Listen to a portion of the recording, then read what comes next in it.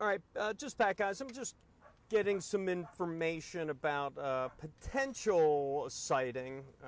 Definitely some activity going on in the, as we showed you from our helicopter around the Dilworth Town area. Where am I going? The Britain's Bridge Road area, 202. Hold on, someone's giving me a call.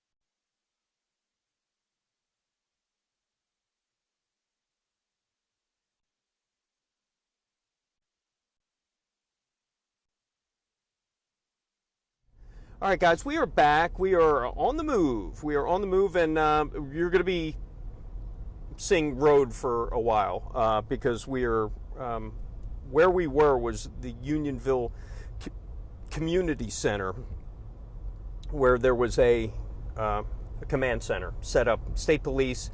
We hope to get a helicopter flying in.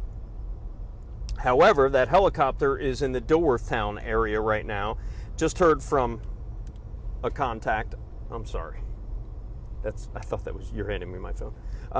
We just heard from a contact, one of our sources, that that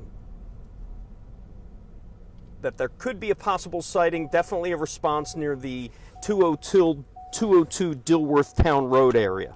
202 Dilworth Town Road area. If you guys know it, if you are around there, let us know. But we are on the road there. We're probably about 10 minutes from there now. So you're not going to see a whole lot right now. We're just going to where we need to be. Hopefully this feed is still connected. I can't, sorry, I can't, I could read your chats. I can't respond to them. I can online or on, I could voice them. I just can't chat. So.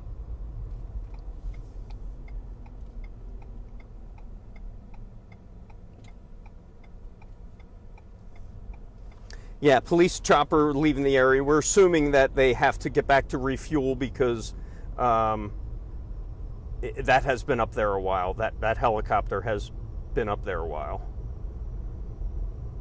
It may be going to refuel. It's probably going up to, yeah, it's probably going up to refuel. So one of my contacts sent me a picture of law enforcement, long guns, camo, responding near the intersection of 202 and Dilworth Town Road. 202 and Dilworth Town Road. So, so where are we right now? We are in Unionville. We are headed to, we're in East Doe Road right now, I think.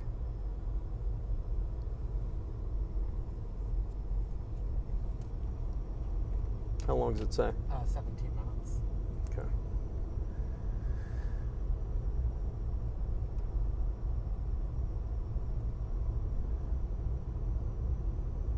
So, I'm going to punch my camera back up just to maybe talk to some people. If you have any questions on YouTube, I could take your questions. I maybe on Facebook as well. I again appreciate everyone chiming in here. We're all trying to kind of do the same thing.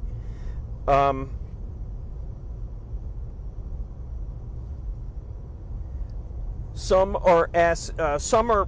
I'm going to just answer a few questions. Are people making false sightings? I don't know. We don't know. But what we can tell you is there are a lot of reports of sightings. Not everyone is a sighting confirmed, though.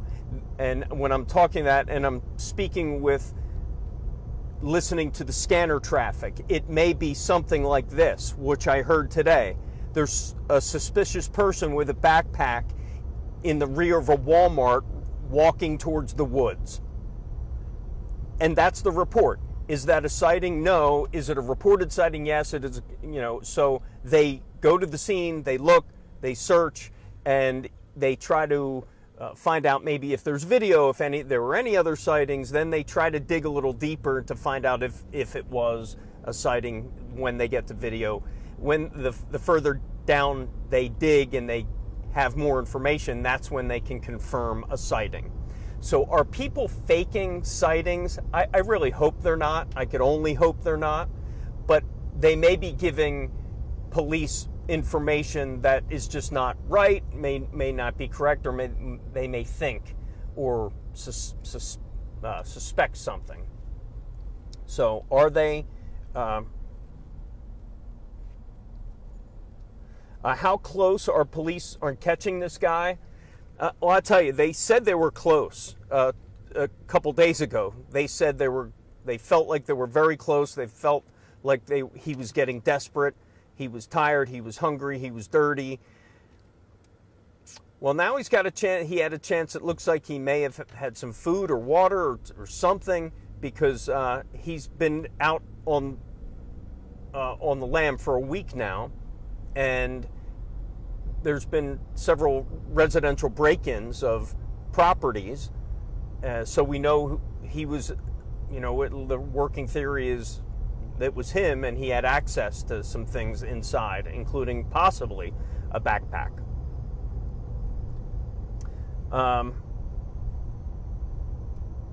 Why does law enforcement wait until dark to do the search? They're not waiting till dark. We see them all over the place. They are stationed all over, and a search doesn't necessarily mean guys with guns going into the woods. Part of the search is stationary cars every 100 yards on targeted blocks. So if he tries to cross a major highway or something like that.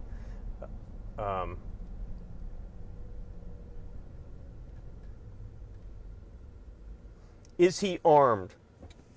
They don't think so, but again, you never know. He's had a week to do some things, and armed could mean a knife, armed could mean many different things. I don't think they know at this point. There was a question whether he has a phone, and don't quote me on this, but state police didn't really want to answer whether they think he had a phone. They didn't think he did, but if he did, they were concerned about that. I think they meant that they had no knowledge that he had a phone, but it would not be out of the realm.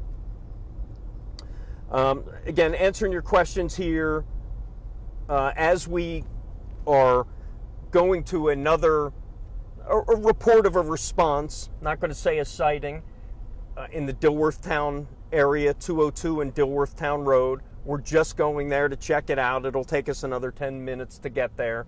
Right now we're in the Longwood Gardens area. Let me just kind of show you. If you know this area, lots of wood, lots of woods, lots of little creeks to hide in.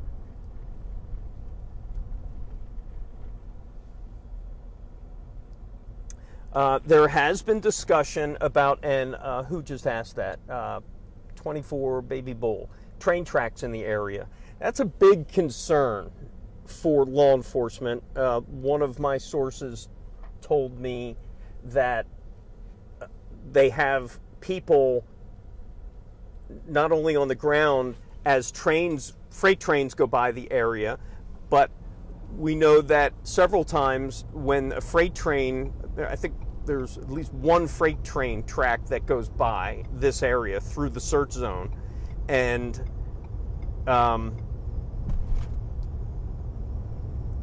not only on the ground, there's state troopers nearby looking at that train. In fact, I think one train was stopped. They're also following it from above on the helicopter every time a train goes by, so they're looking that way as well. So they are looking at the trains. The freight train, right now you have to look at corridors on ways that they would, there's some response there, police. So right now this is 52, right? Yeah, we're in the search zone right here. We're on 1. Well, 1 at 52. Yeah, 1 at 52. So right here is really where the search zone is starting.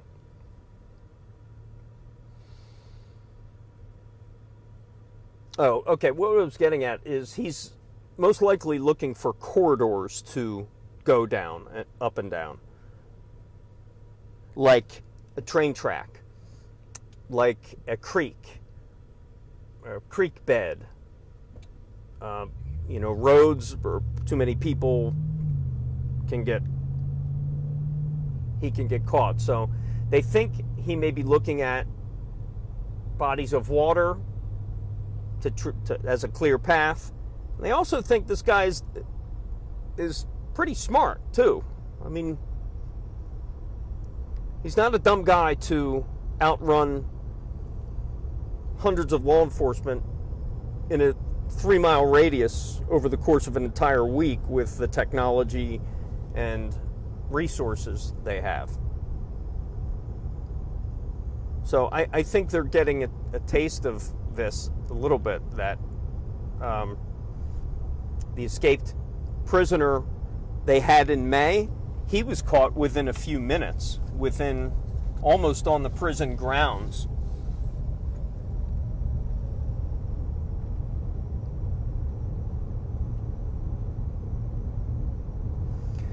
So just the latest update today, as we, photographer Aaron Sachs and I are headed to the latest, at least response. We're not sure what we're getting to yet, but this is kind of what we did last night. Just drove around. There was a response. We saw a lot of activity last night, and that's what we heard. Where we were last night was the response from Chandler Avenue last night. That was the last confirmed sighting of Danelo Cavalcante, was last night about this time on Chandler Road. We have another. Well, it's past us. Oh, past us. Okay. I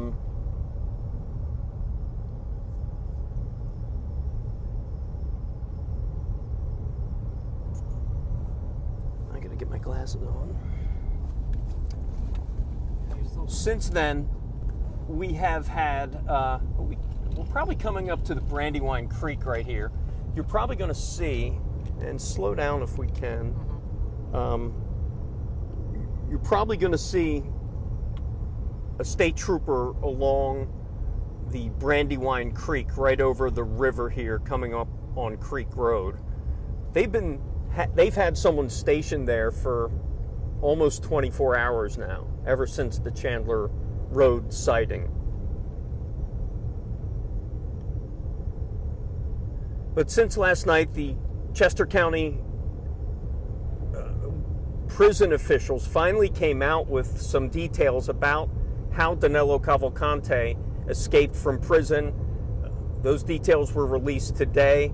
It was on Thursday when he climbed up a wall from the prison exercise yard and climbed out a roof, climbed through some razor wire, through another wall, and out of the Chester County prison. He has been now on the loose for the last 7 days. The interim warden at Chester County Prison says since the first escape, which was at the exact same location as this one, there were some protocols put in place, but obviously not the right protocols when it came to personnel. We're coming up to it, by the way. What's that? We're coming up to the Brandywine. Okay, we are. Okay, this is what I was talking about. I'm going to just kind of zoom in here. Where are we at?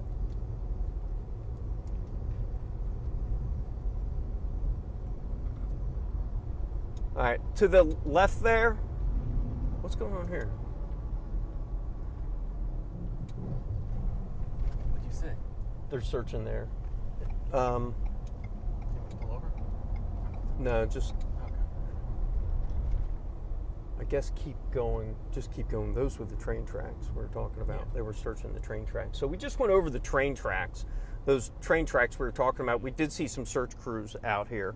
How do I get to? Hold on. Slow down if you can. This camera's. No, that's a truck in the way.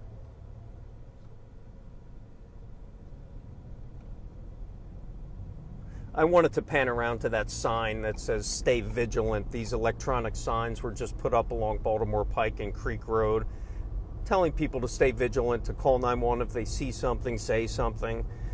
Just another one of these things that, as the days wear on this hunt for this killer, they have added. So right now we are headed to another location where we were told there may be some activity. I'm going to check my flight monitor to see.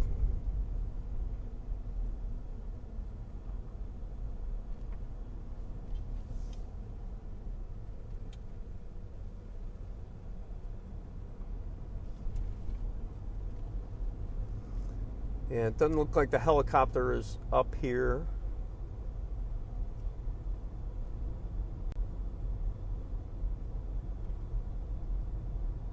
I appreciate everyone telling us directions, but we got that handled. We appreciate it. We're going by our. We have to go by our truck GPS for a number of technological reasons. So, thank you for all the shortcuts and whatnot.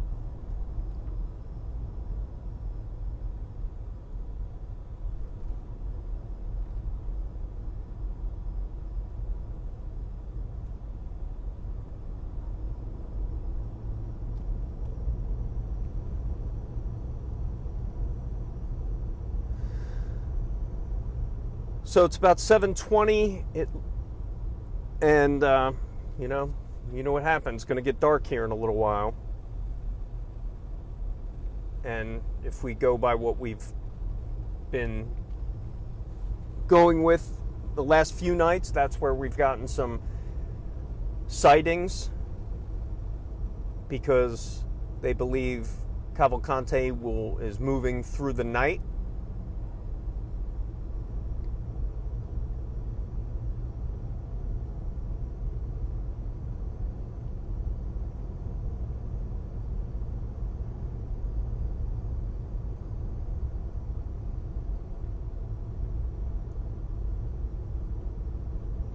And I'm sure anyone who is familiar with this area out here, I'm learning really quickly the cell signal is terrible. So I'm having connectivity issues while we're doing this feed. So bear with us if you hear a glitch in the audio or the video, just kind of bear with us. We are now heading to a report of a response. Well, we know there was a response. We saw some pictures of law enforcement showing up here near the intersection of 202 and Dilworth Town Road. We're going to see what we see. And again, it could be like these sightings I was talking about. It's someone saw something they may have thought was suspicious, may have seen someone in the bushes, and they have to go out and respond. So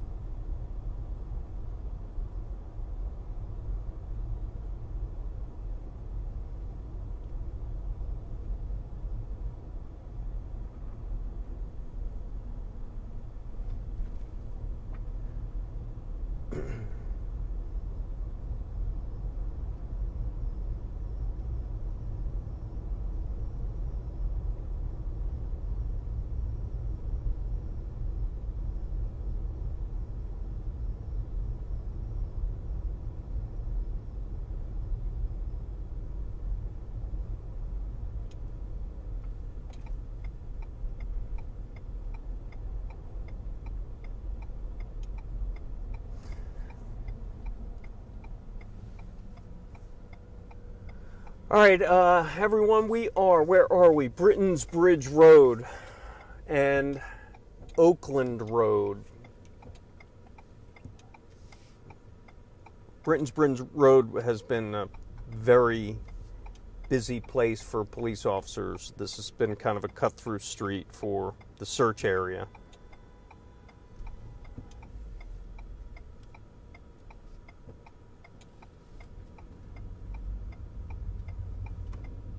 So right now, for those of you just joining us, let me just kind of reset here a little bit. Let me take a drink of water. We are on the road. Chris O'Connell and Aaron Sachs coming to you from our mobile unit of Fox 29. We are live streaming our search and our coverage of the manhunt for Danelo Cavalcante. And right now we are headed to a... Do you know where the Audi dealership would be here? No. Are we here? Yeah, it says we're here. Dilworth Town? Dilworth Town Road. Yeah, go that way. Okay. I see Hyundai to the left. Oh, Audi's to the right. So it was back. Don't go there. It's not in front. Okay. It was just he saw it around in here. this area. Yeah. So I would go. Straight. Yeah. Okay. You mind looking left and right from it? Yeah. So this is the area where we heard there may have been a sighting of some sort.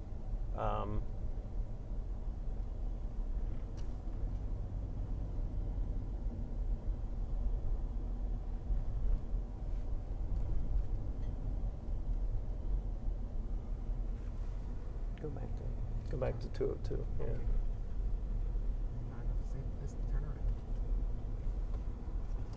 I'm going to pot down the microphone for a minute. I got to make a quick phone call. Stay with us, please. I'll be right back.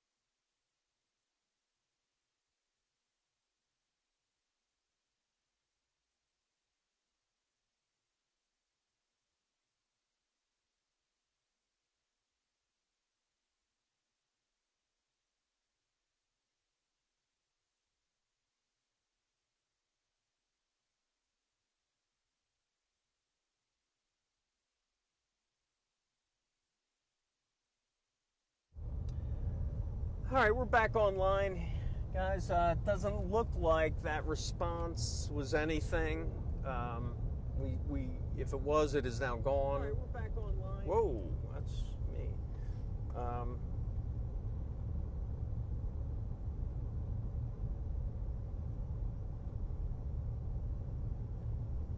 So where we're going to go to now is a place that we were talking about earlier about the train tracks.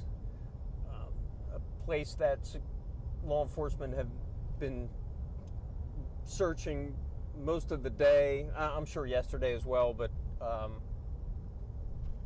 I've been told that there was an increased effort today, not only on the ground by physically looking at freight trains going by the area, but also by the air. Helicopters monitoring the movements through the area of that freight train, of course, in hopes of seeing Danelo Cavalcante try to take advantage of that as an escape. So we're going to go to those train tracks and kind of show you what they were doing, what they were looking at, what they were looking for. And I also can tell you that a source on the ground working tonight told me that there are dozens, I've been told, trail cameras at locations throughout the search area, both on public and private properties. We were also told that there have been sources of food laid out in specific areas in hopes that Cavalcante will take advantage of that and lure him out, hoping he's desperate for some sort of food.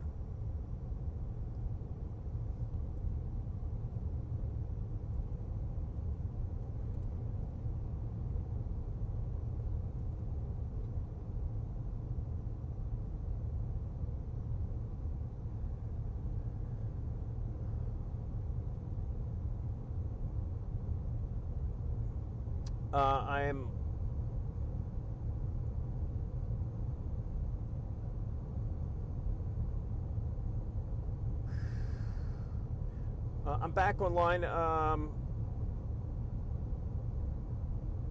Just trying to ask anyone have any questions?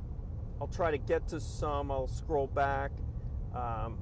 What vehicle are we? What vehicle is this? It's a Ford F-150. It's a Ford F-150 hybrid. I wish you could see it. We call it the Beast because it is a beast.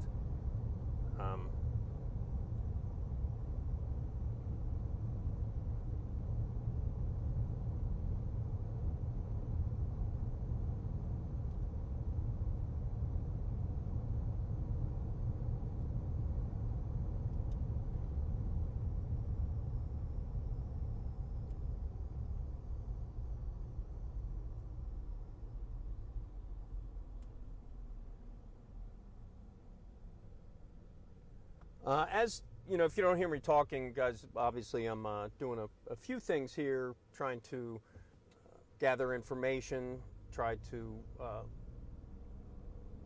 broadcast that information, and also help navigate where we need to be.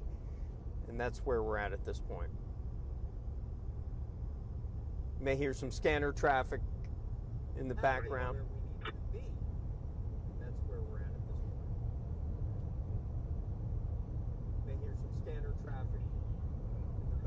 Yeah, I'm at that liquid crew getting ready to turn into the shopping center.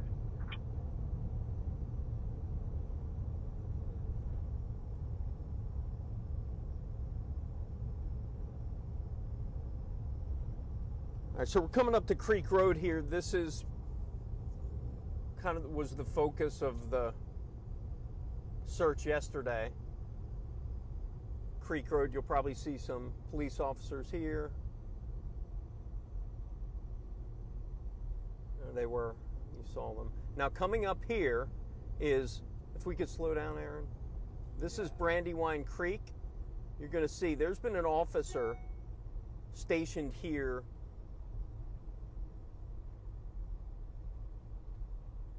for the last 24 hours, just looking over the creek here. And then here to the side, that's the train tracks we're talking about. So we're going to turn around and we're going to actually maybe get out and shoot some of that, shoot some of this. Here, Fairville Road. This is south of Baltimore Pike, which we're at now. You see that's, you see this all over the place. Just, you could see where the entrance isn't completely blocked. If someone needs to get in there, they can. But if they're getting in there, they're going to have to talk to that state trooper. And that's typically, and that's what you see right there.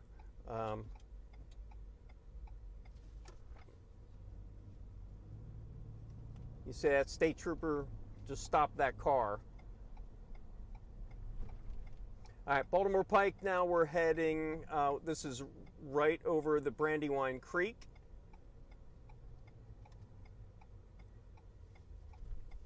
And, you need to turn around? yeah, maybe we could turn the face. I just want to, so we can give them something to look at.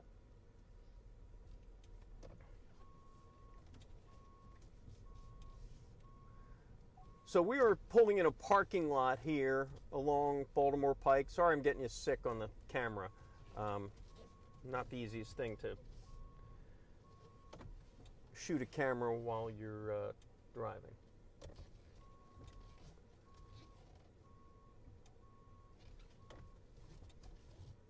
So what we're going to do here, I'm going to kind of stay in the car a little bit. Well, just a little tiny bit if you can. There you go.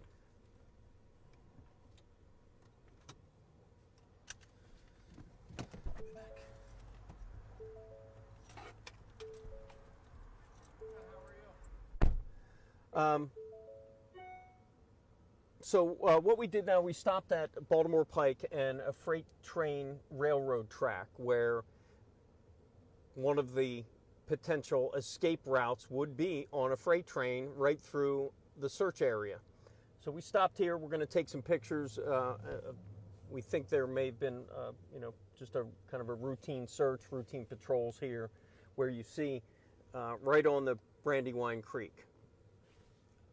And I was telling you last night how significant that was for the Brandywine Creek, because the search area is now past the east of Brandywine Creek, which tells you that the search area has expanded, and it also gives the escapee a little bit more leverage and a little bit more area to work with in terms of his escape, and that was concerning to law enforcement. As you see, a state trooper guarding and looking over the Brandywine Creek. He has a good visual on the upside of the creek. North of that is the thick of the current search area. We heard from state police today a little bit more details on Danelo Cavalcante. He does have some family and what was described as associates in the area. You can only imagine that police are very close to them in case Danelo tries to reach out or has reached out.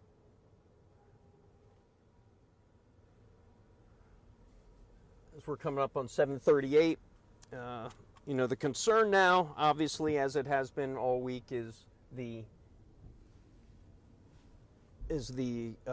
nightfall, and you just can't see anything. Pitch black out here, and over the past few nights, this is where we saw the movements of Danelo Cavalcante. Many times we haven't heard about it until the next day with the confirmed sighting, just like we did this morning. It was about this time last night we responded to Chandler Road for a reported sighting. A resident there saw Cavalcante in the woods, called police, and once that was confirmed, that is when the search area expanded, because then he breached the original 2-mile radius. So now he is across Brandywine Creek, and he is just kind of scattering. He's gone north, south, east, and west so far in a roundabout 3-mile radius. Not official, but it's long. It's bigger than 2 miles. We know that, but not much bigger from what we're told. I told you about the search helicopters today. Honestly, I didn't see as many search helicopters up today as I did in recent days, and that may be because those helicopters over the last couple of days were not just Pennsylvania property. The state police of Maryland and Delaware also chipped in, so I'm not sure they were given those resources today or not.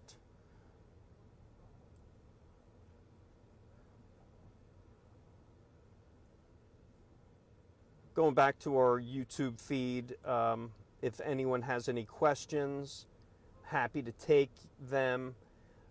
Going back to our sorry. That is new chopper taking over next shift, possibly. I hope so. I'm looking at a live chopper now. It looks like it may have gotten...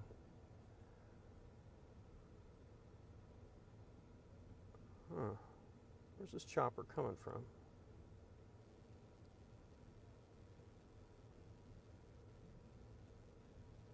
All right, so whatever chopper's coming this way went all the way to Northeast International Airport. So they may have just fueled up at Northeast Airport and are coming back. So I'm going to bring down the window because I would guess by looking at my radar, you may be able to see this helicopter.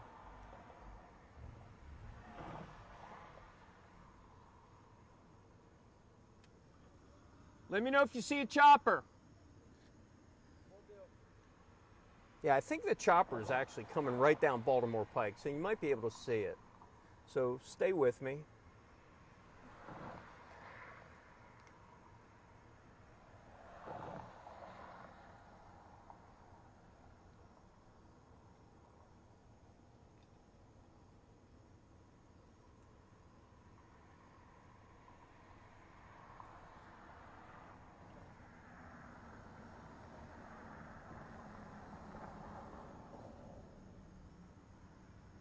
Should be coming right above us.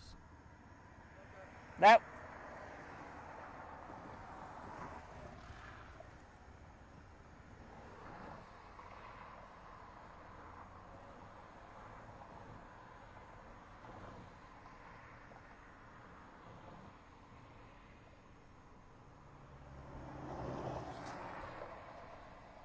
Yeah, I see the chopper. I'll see if I can.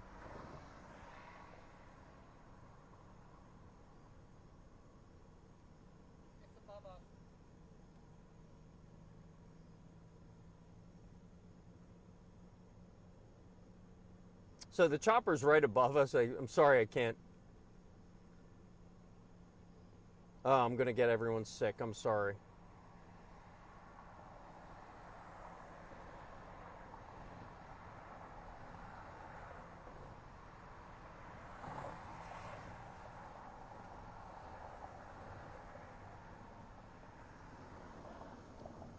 Where is it? Can you point to it?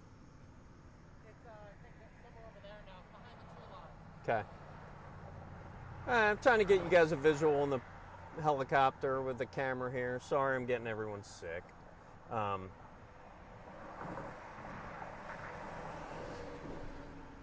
it seems to be.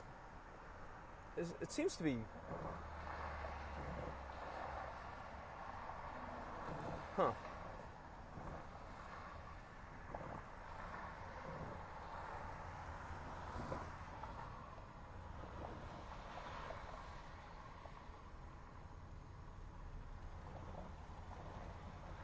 There's our helicopter.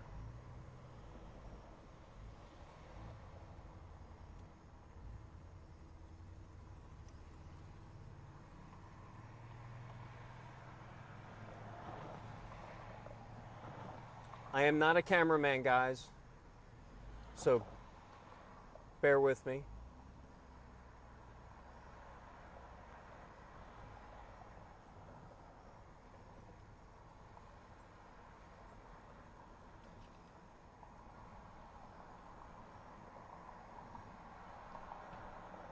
All right, so there you go.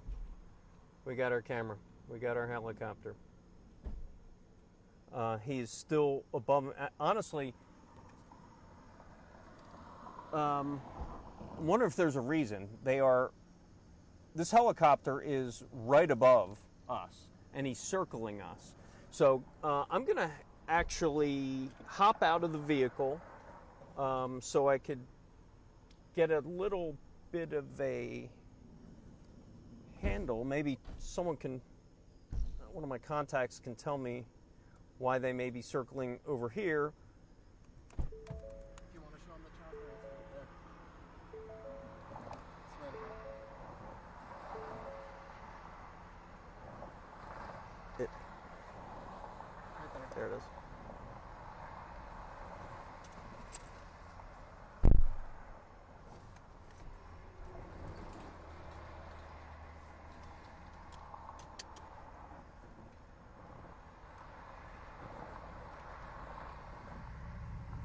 All right, so you're seeing the search helicopter above,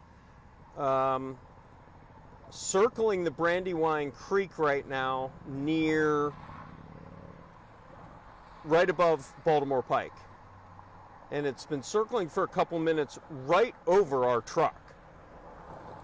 And maybe what's significant is because we're on the creek. Maybe they're searching the creek, but there's also the reason why we came here is those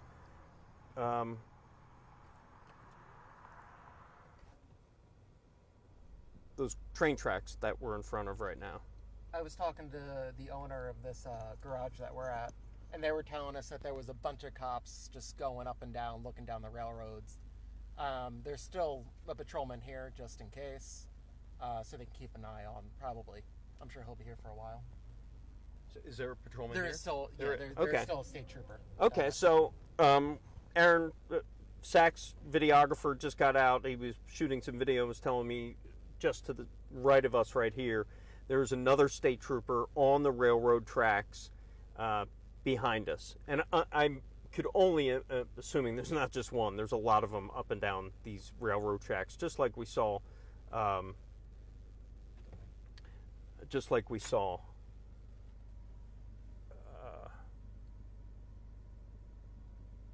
with the creek.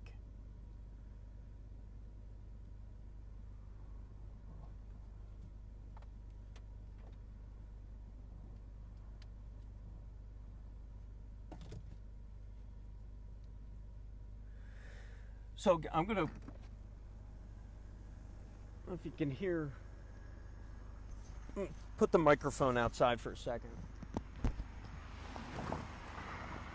No, you probably hear the traffic more than that, but right now we have a helicopter circling above us.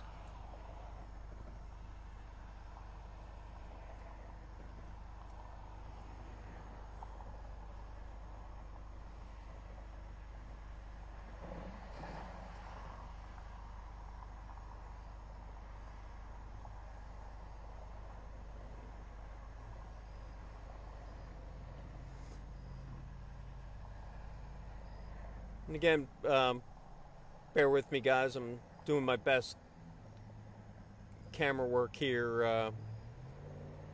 It's not the easiest to track a helicopter with a joystick. And that's how we're doing it. I'm in the car here.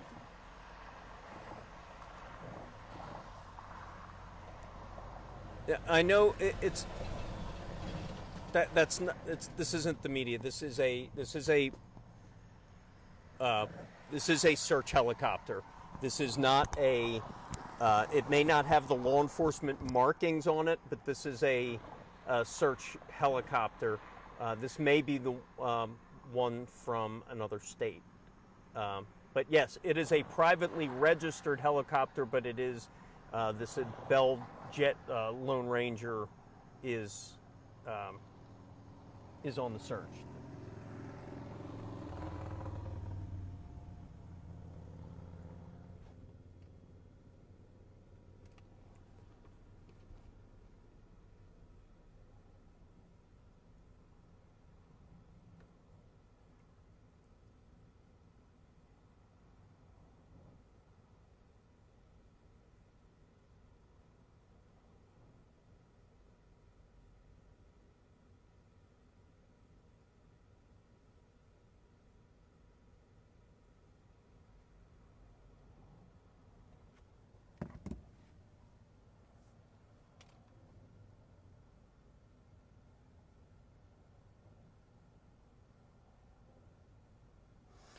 Nicole, thank you for that. We saw the same thing. There were police at this location at the bridge because there were kids playing in the creek there, and there was a little response. But this, oh wait, where am I? Sorry.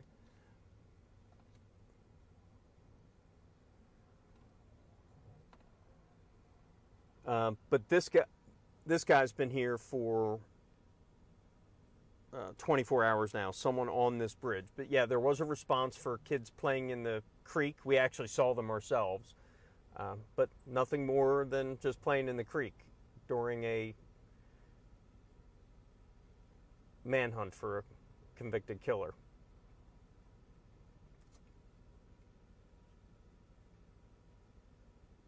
I'm going to let down the microphone for a second. Hold on, if you can hear the chopper.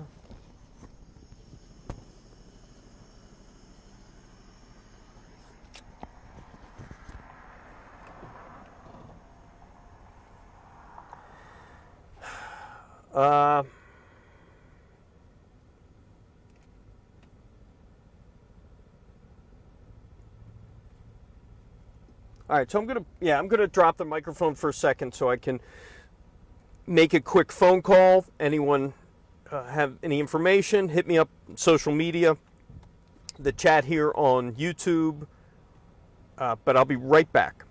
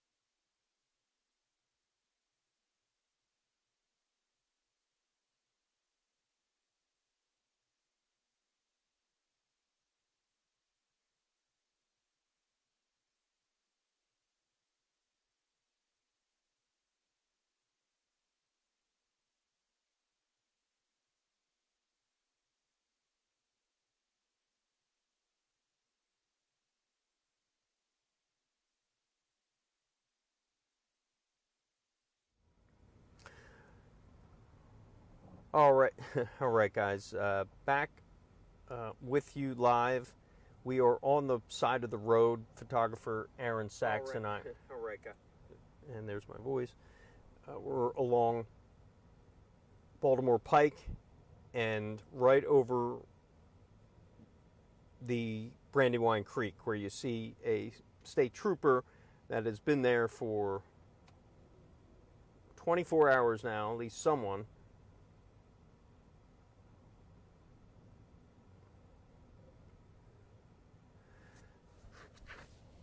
His job is to look over the banks of the Delaware River and for any sign of Danelo Cavalcante.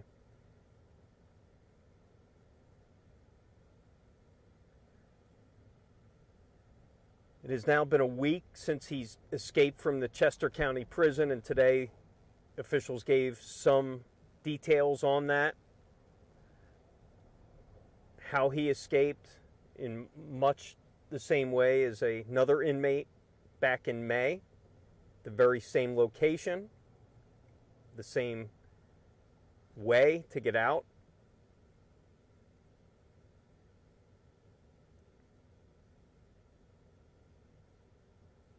And right now, I think I could probably speak for a lot of people. It's the frustration is starting to kick in. Exhaustion is starting to kick in. There has been no confirmed sightings today. We've been kind of doing the cat and mouse game with chasing scanner traffic, law enforcement, trying to, and tips that we get. But still, no Danelo Cavalcante. You know, some of the things that law enforcement are worried about. Did he get a phone? What kind of supplies does he have with him now? It's been a week, so he's had a chance to adjust to his situation. So those are the kinds of things that law enforcement are thinking about. Being out here over the last few nights, these are the times when things get active with sightings, because he was known to move at night, and that is when people have caught him on trail cameras, Ring doorbell cameras, things of that nature, and then we inevitably hear about the details of those the following night or the following day. So we're here, you know, the whole point of this live stream is it's not something we normally do in our daily news coverage. Normally we were concentrating on, you know, gathering the news for our 10 o'clock news, but this is a unique situation. This is a fluid, non-stop kind of developing story, so we felt the need to be on with you as much as possible. Not just to give you the details, but just kind of to be here with you, because a lot of people are, especially who live in this area, really, really uptight, anxious, frustrated, scared. So anything we can do to provide some sort of details or any ongoing coverage for people living in this area, we thought that it was important to kind of keep this feed alive. And we have the technology. We're sitting in our news vehicle right now, several cameras on it. We're monitoring scanner traffic. We're monitoring our police sources, viewers giving us information. So we really, we appreciate it. So anyone with any questions, hit me up. Probably the best place to do it would be YouTube. I'm going to go on Facebook. Maybe some people there have some questions. But anyone on YouTube, if you have a question, how things are going, anything behind the scenes, what is my name? My name is Chris O'Connell. I'm with Fox 29 News. I grew up in this area, not too far from here. My first job was a mile away from here, so I'm very familiar with this area.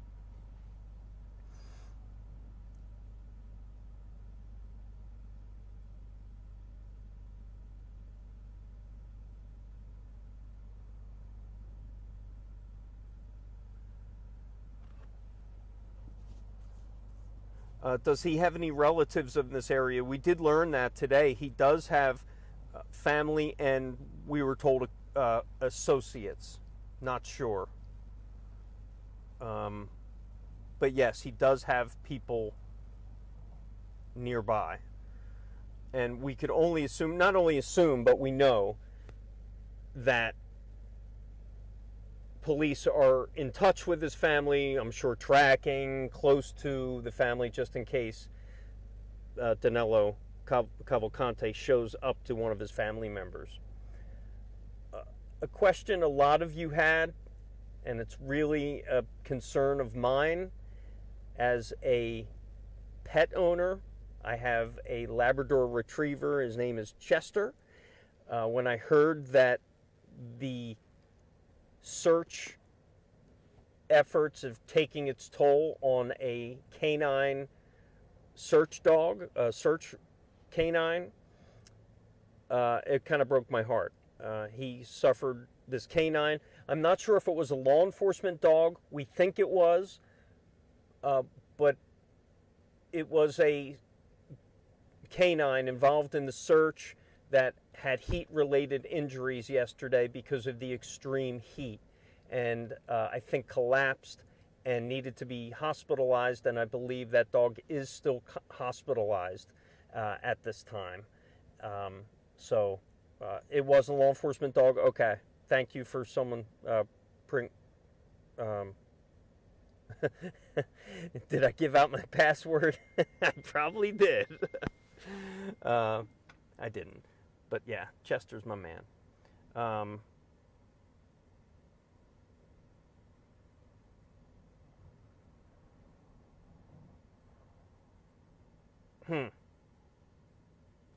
Just got a text from one of my law enforcement contacts.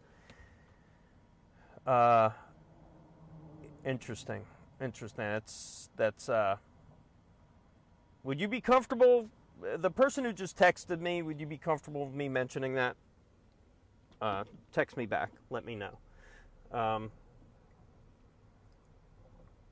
So yeah, a police canine involved in it. We don't know the name of the canine. It was a law enforcement according to you guys. So hopefully we could show you an update. And who was it asking? You want a picture of Chester? Maybe I can. Maybe I can show you a picture of Chester.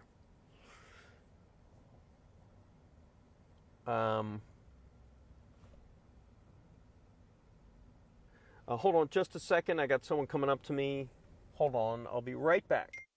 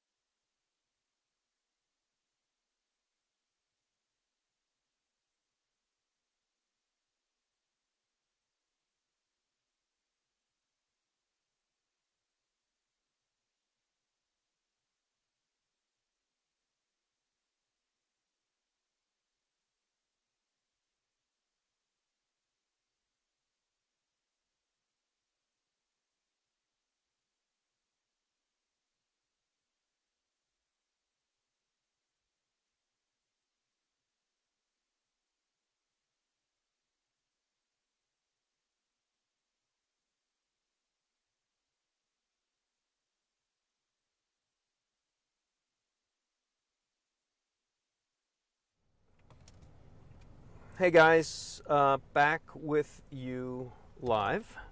We are about to move because we just got a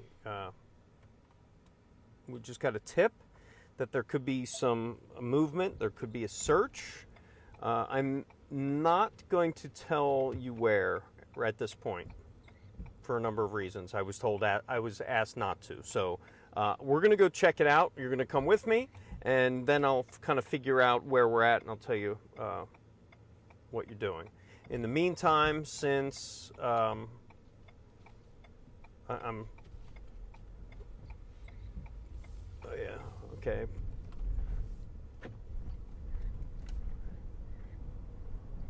All right, so we are on the road. Where? Where do you know? You already know? I don't know. Maybe you know.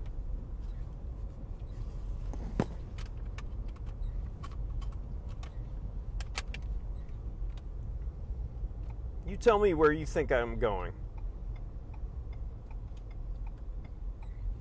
Where do you think I'm going?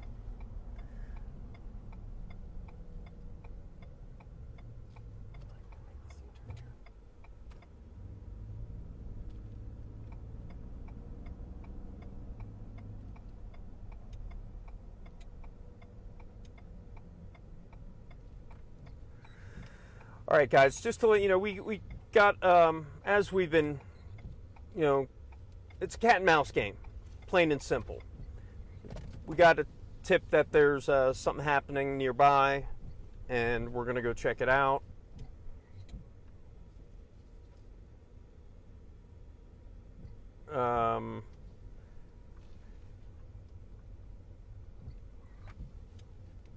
Was that?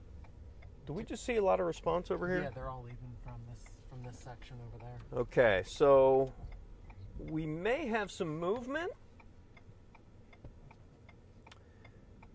I gotta listen to something, guys. Just stand by.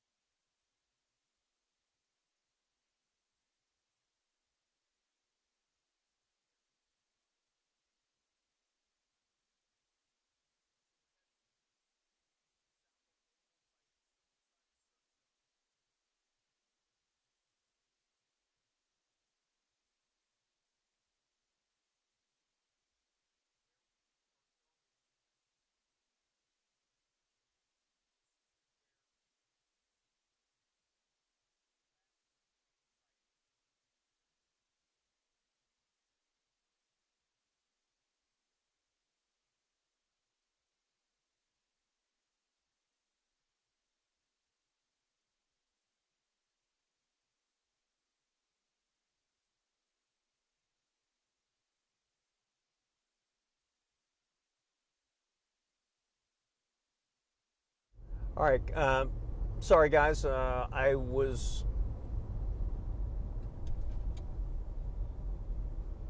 All right. I was making a call and trying to find a little bit of information. I'll tell you a little bit where we're going. If you remember last night, there was a confirmed sighting at about, I don't know, 7 o'clock or so at Chandler Road, about a mile north of Route 1 near the Chad's Ford Winery. This is where we are. This is Chandler Road. This is the last confirmed sighting last night. So, again, it's pretty dark out here, so bear with us. We heard that there may be some police activity down here.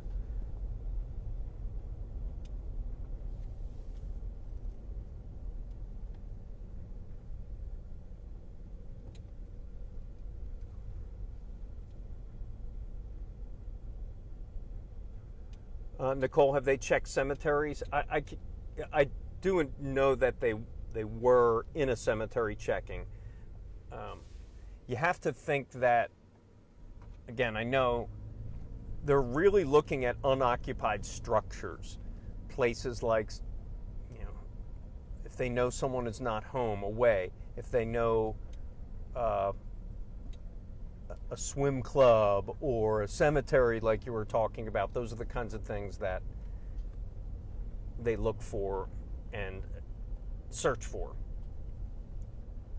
So we're giving you an idea of we're in the search zone, folks. This is in the thick, really in the middle of the search zone, and you can see how dark is. You can just see how just dark and wooded it is.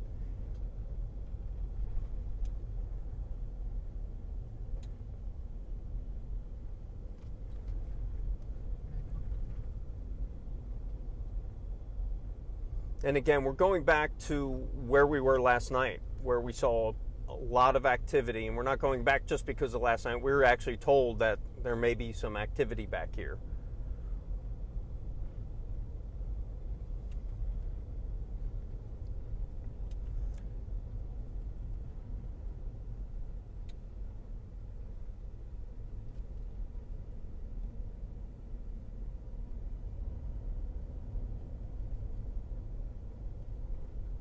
No helicopters above, I can tell you that.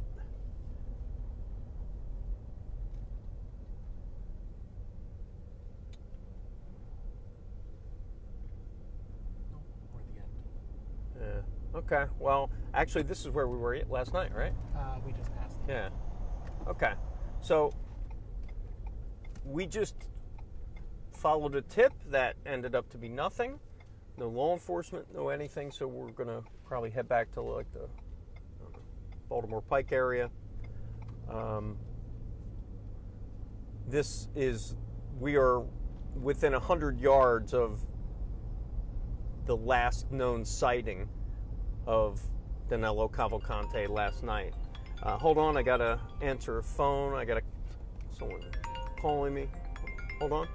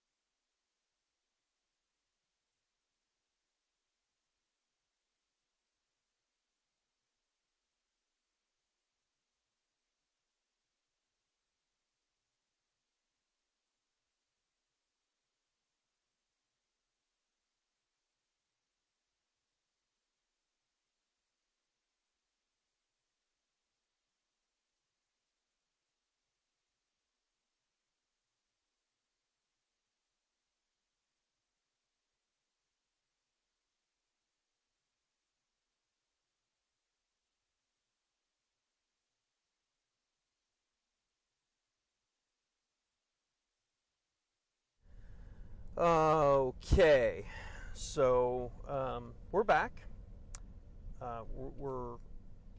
We followed a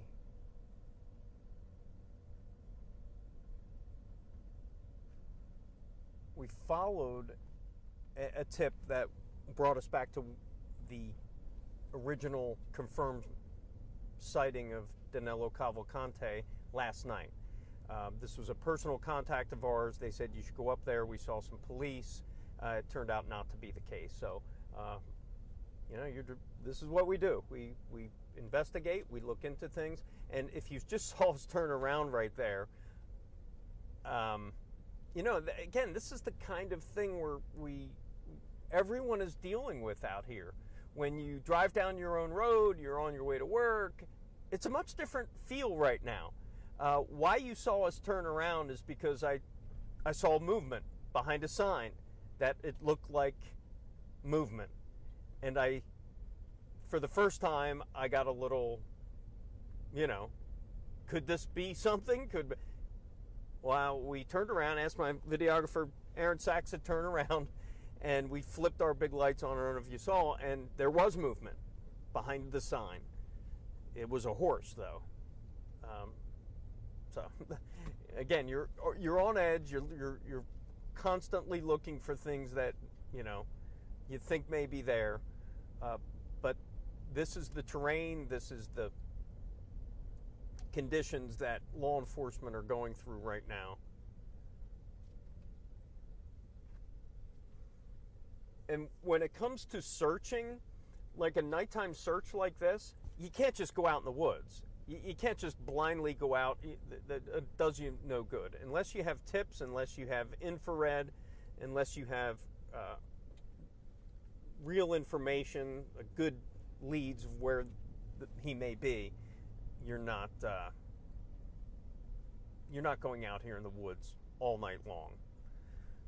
So earlier, if you were with us, we were at the Unionville Community Center, where that is the staging area for hundreds of law enforcement people from all over, Maryland, Delaware, all across Pennsylvania, Harrisburg. We also saw some communication trailers there, like Verizon, so you could only assume that they're trying to use any kind of technology, data,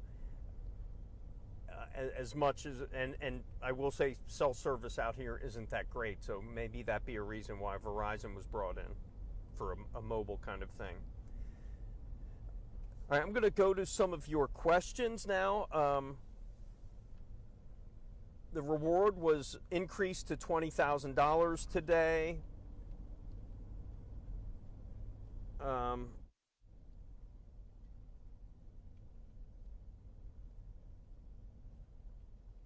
Are there bears in the woods? Yes, there are bears in the woods. I'm sure there are.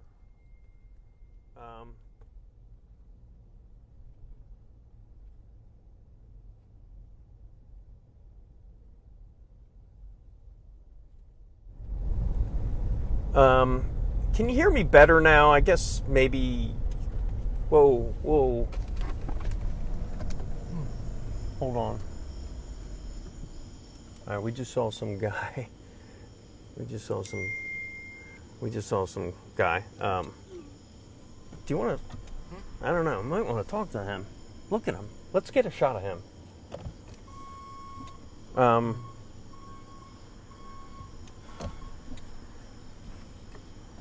So we just saw a gentleman.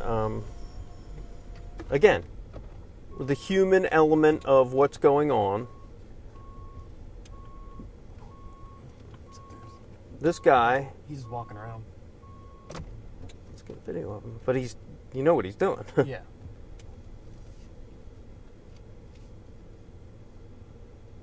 So we assume this is a homeowner.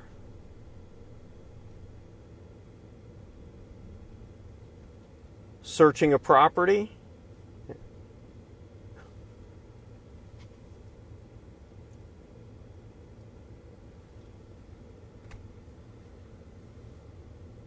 Does he have a weapon? Or is that flashlight? That's a flashlight, my bad.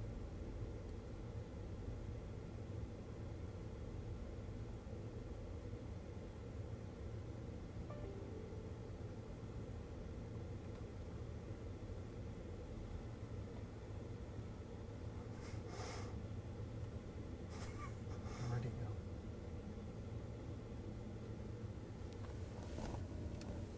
go? Mm-hmm. Anyway, you see gentlemen cruising the neighborhood with a flashlight. Maybe he's looking for the $20,000. Maybe he's protecting his neighborhood.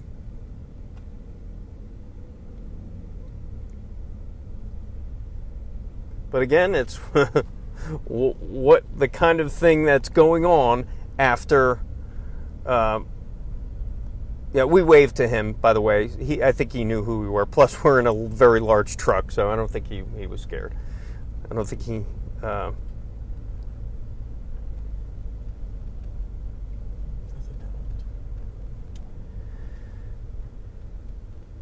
what's the bug situation, Deadwing? It's awful, as you can imagine. It's, 80 degrees out here. Very humid, and we have a lot of bug spray on and sunscreen today because it was real hot out. What road are we on? I don't even know. I'm not sure. I will let you know in a minute where we're at. We were on Chandler. We were on Brighton something.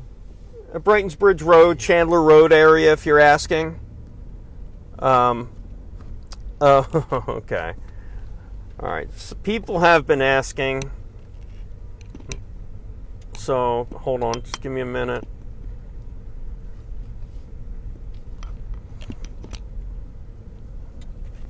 Phillies won, right? Did they win? Did they? I don't know, I think so.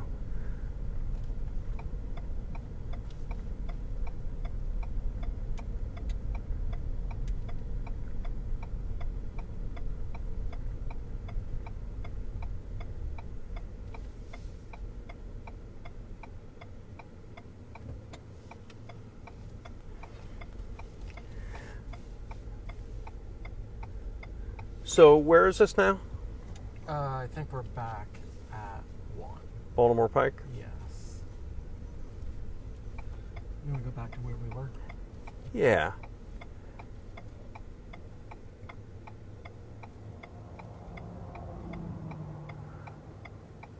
Okay, so a few of you have asked, since I brought up my dog Chester, I'm going to show you a picture of Chester. I gotta find one, right? Chester is a 100-pound Labrador Retriever.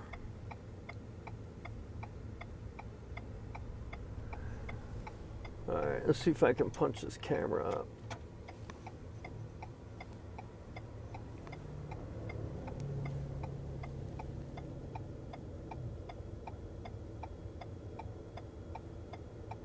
Can you guys see that?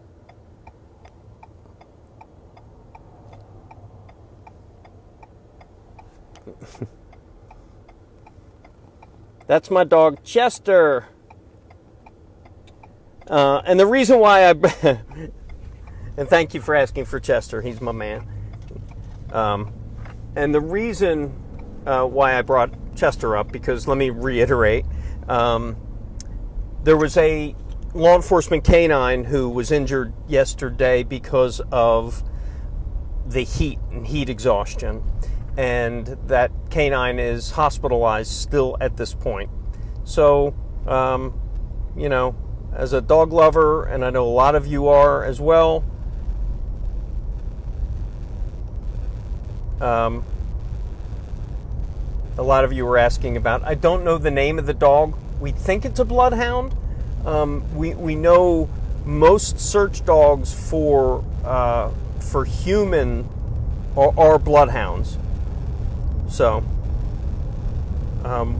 again, we will try to get the name. A lot of people have been asking about the name of that dog. So, we really hope that dog's doing okay. So, hope you enjoyed my pup Chester. So, It's 8:28 right now. I gotta say it's not as active as it was last night with sightings. As far as we know, we're right now in the. Are we on Baltimore Pike? We're on Baltimore Pike right now, almost to the edge of the search zone. We're coming up now to Brandywine Creek, and you see on the left, you'll see a police officer.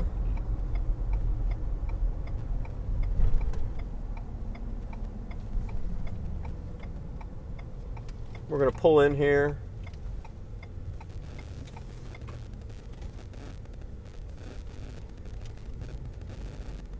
Gotta say, my joystick camera skills are getting better.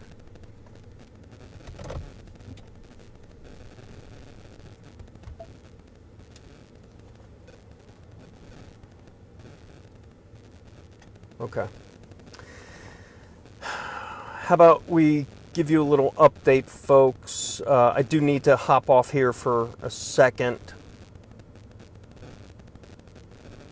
Actually, I'm going to do that right now. Hold on, I'll be right back.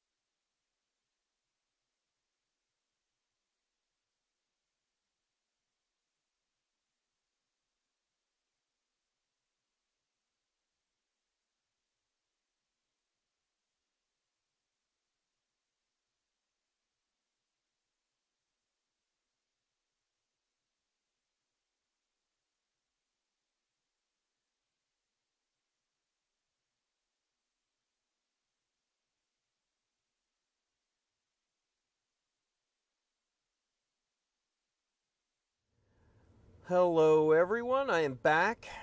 I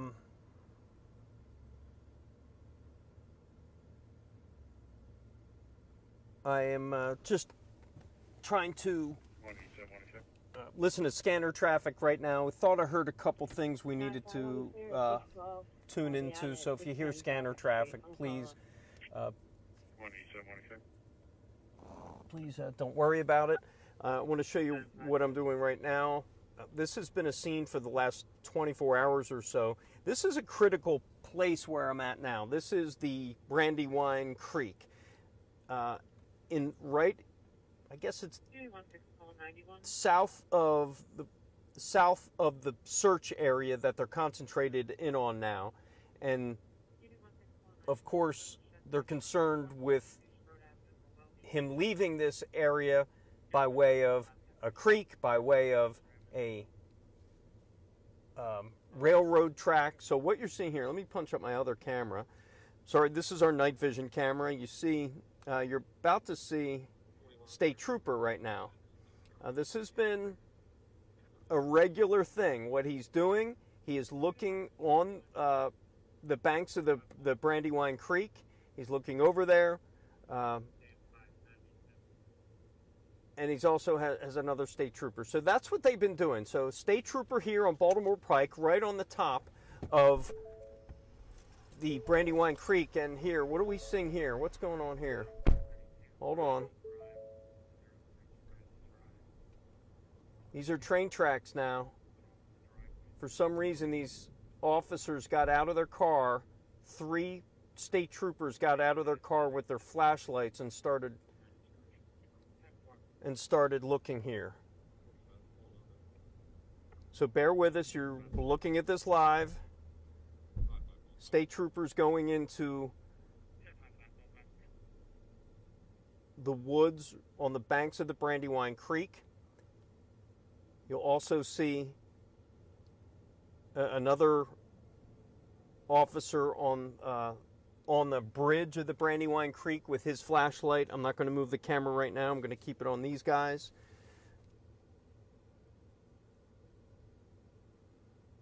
Not sure if they're seeing anything, but they got out of their car pretty fast. So what right there, if you can probably see, that's railroad tracks. Railroad tracks as it goes over Baltimore Pike. Oh, okay. Sorry, the sound was low again. Sorry, guys, if the sound was low again. I'll repeat myself what I'm seeing here.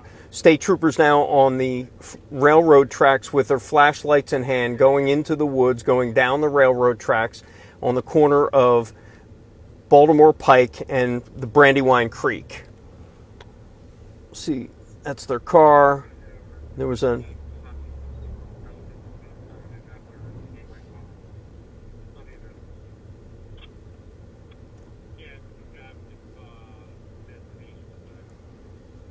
now another state trooper showed up. And now he's positioning.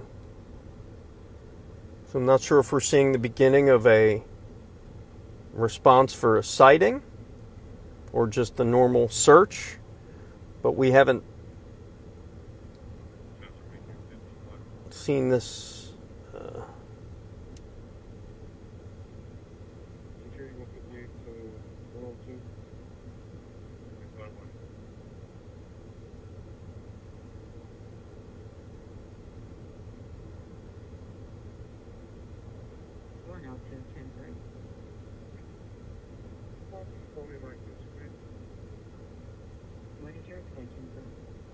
So, I also want to reiterate, you may be seeing this in black and white. You probably are.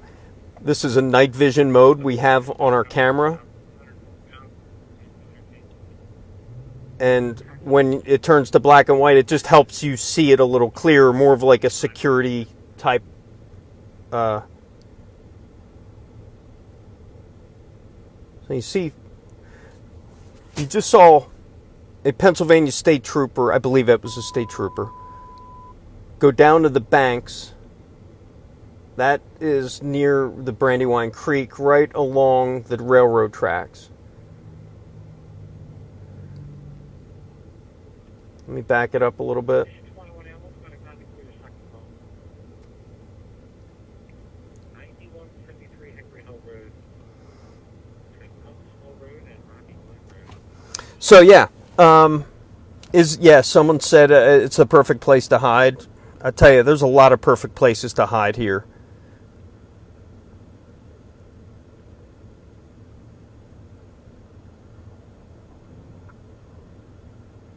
Hey, Dave.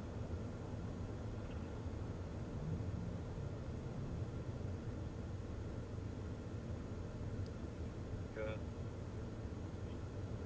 Which way? I can't find you. This is not an infrared camera.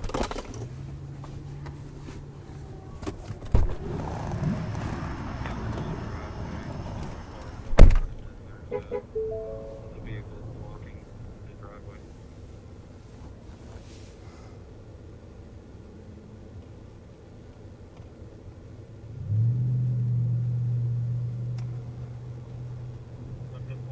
Give a shout out to Aaron Sachs, my partner for the last few days.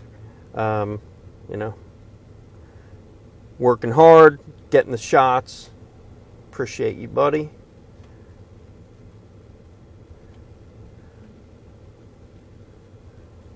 So you're looking at Baltimore Pike right now. Why these two state troopers are here, we don't know, but they showed up and they got out of their vehicles and they started going into the railroad tracks, into the woods there with their flashlights. Been in there for the last couple minutes or so.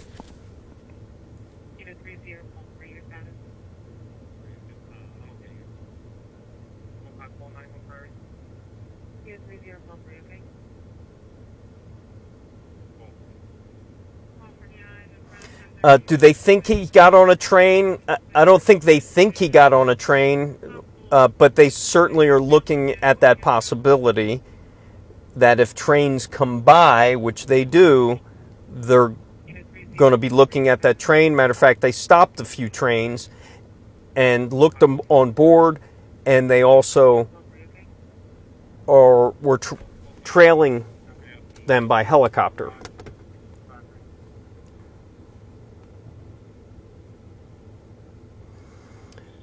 Board, and they also... Sorry.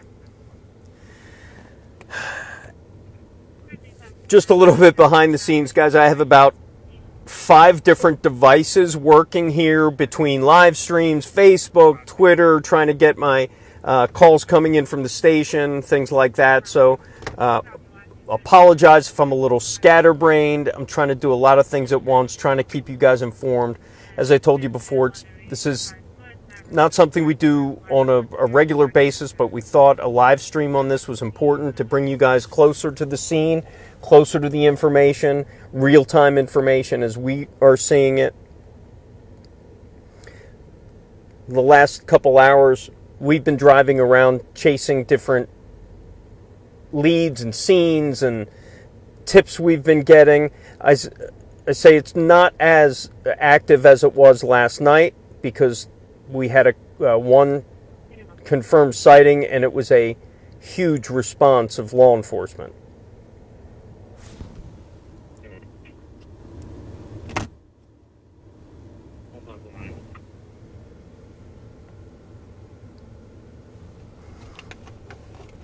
Forgive me, I gotta take a drink of water, if you don't mind.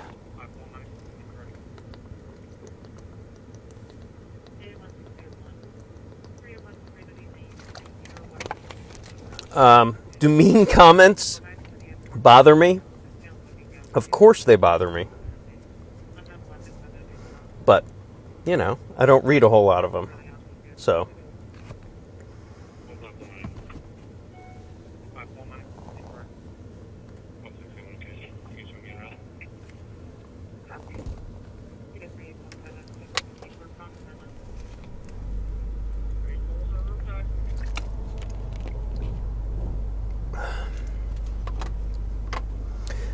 All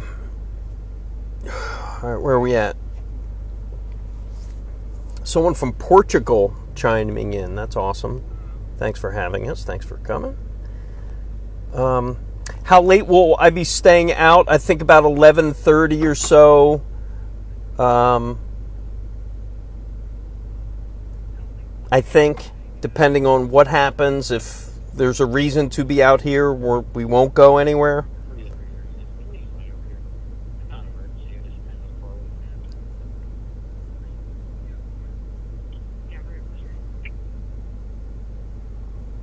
Did they catch him? No, they did not catch him. We can only hope.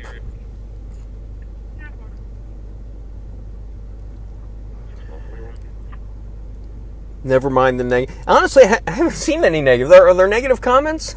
If there are, well, I'll look into them. But hey, guys, we know we're just doing what by doing this stream, just kind of taking you along for the ride, taking you along a little bit behind the scenes, see behind the curtain of how we do it, and also since we are, on a manhunt and have the technology, we figured we'd do this because we thought it was important, not just to show, but for the people who live here. I've heard from so many of you who live inside the search zone, who are watching this feed right now, who are contacting me and thanking us and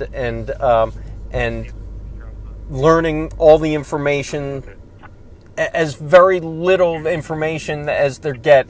It means a lot to people. Any nuggets of information is really, it helps people feel better that, things are happening and people are looking out for them.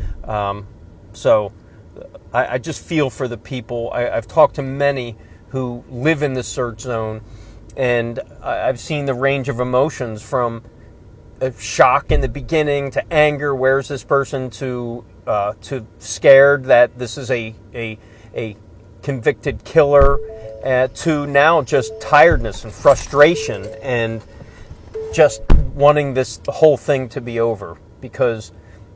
Sound is still low. What's that? Abby just said the sound was low. Oh, the sound's still low? Oh. Well, it shouldn't be. How long ago? All right, how's the sound, everybody? Can you just give me a shout out in the chat if the sound is okay?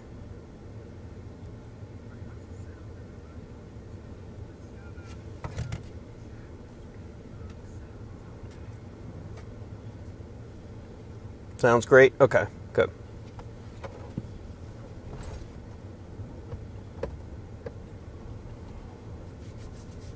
Good. Thank you. Sounds good. Thank you for all the responses. All right.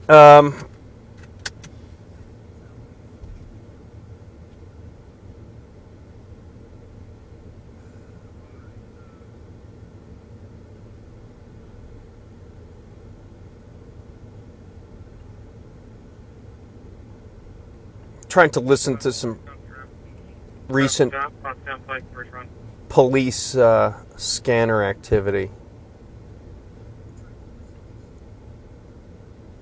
Where am I hearing that? I'm hearing myself. Laptop, I think. 2542, okay.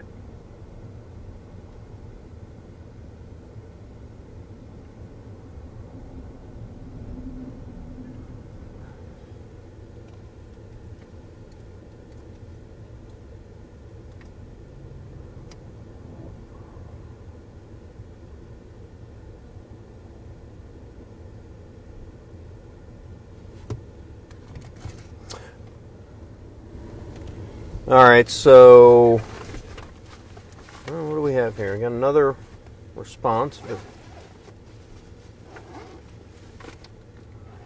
Got a bunch. All right, so we're getting even more state troopers showing up to the scene. So we can only tell you what we're looking at and what we're seeing, and that is more state troopers arriving to Baltimore Pike.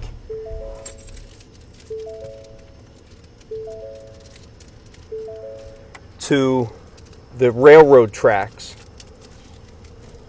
right along the banks of the Brandywine Creek. So there's...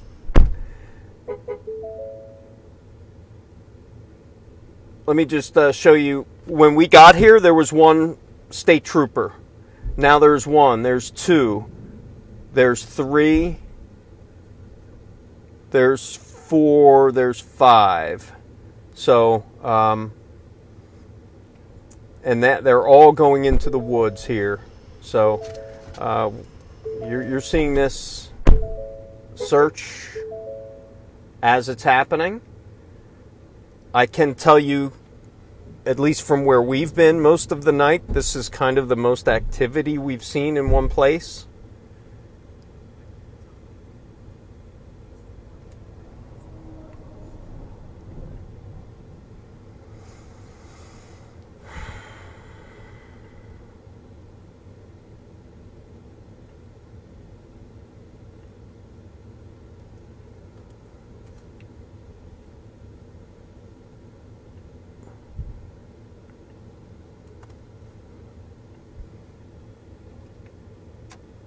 Are they? Hey guys, I need to jump out of here for a second. Stand by.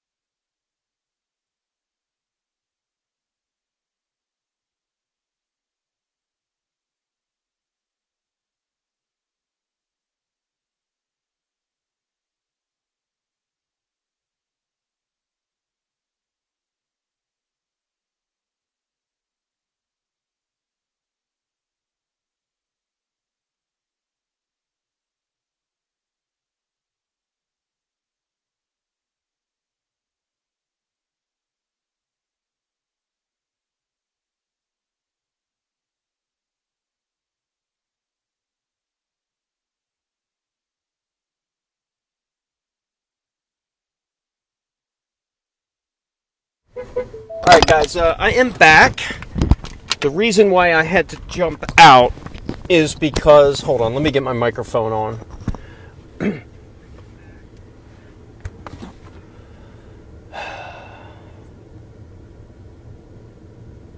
Okay, I'm back. So, the reason why I got out is because I'm back. Police are over here trying to use their flashlights, what they have on them, to look in the woods. Whatever they're looking for right now is, they're obviously searching for something. But what my photographer was asking is, we may assist law enforcement with our lights on our vehicle right now. So I think we're gonna go over and ask them. We have a big, giant light bar on our truck, and it looks like they need some help with some lights. So we may help them with some lighting real quick. Well,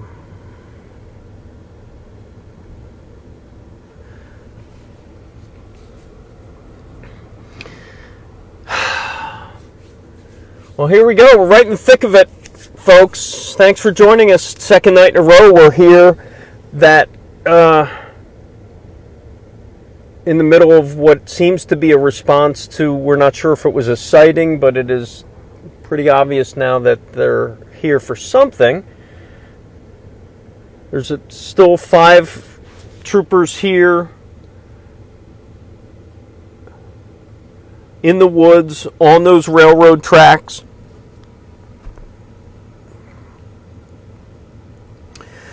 The freight rail line that runs right through the search area, is a concern because that would be a clear path away from law enforcement, away from the search. It's also, when freight trains came by here earlier, state troopers stopped. They literally got on the train.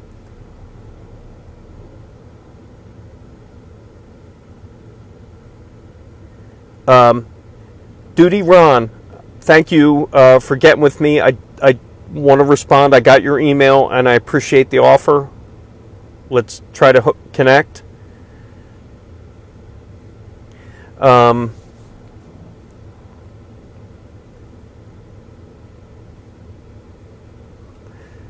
What is also, here, let me give you a little bit more perspective here. So what you're seeing right there is in the middle of your screen is the railroad tracks, a freight line that runs east-west. I believe it's east-west. North-south. North-south. Top of your screen is the north. Bottom of the screen is the south. That is the railroad track. That track, at least partially, runs right along the banks of the Brandywine Creek. To the right of that, where you see what looks like the bridge, and which is a bridge, that bridge goes over the Brandywine Creek. So, perfect conditions for someone who wants to hide, wants to try to elude police.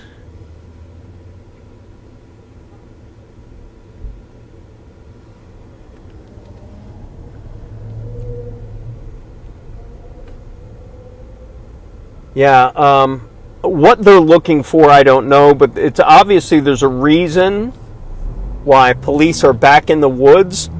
I wish I could kind of take you back there a little deeper, but I'm going to let them do their jobs. You know, part of the logistical challenges we have when doing something like this, we have to keep ourselves safe. We have to keep away from law enforcement, being able to do their jobs. We want to get close enough to give you the story as close and as legally as possible without going through police lines, and also technologically being able to, you know, bring you information the way we can bring it. So, and excuse us if it's a little raw. This is an ongoing, quickly developing story. So. We're kind of taking you along for the ride for this, so thanks for bearing with us in all this. This is, you know, live TV as it happens.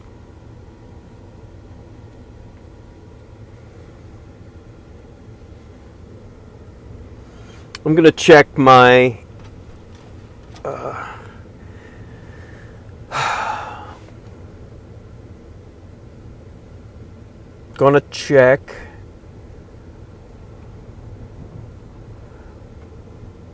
check the helicopter, my flight radar that shows aircraft in the area. I do not see any helicopters, either news helicopters or search helicopters in the area right now. Don't hear any, and I don't see any in flight.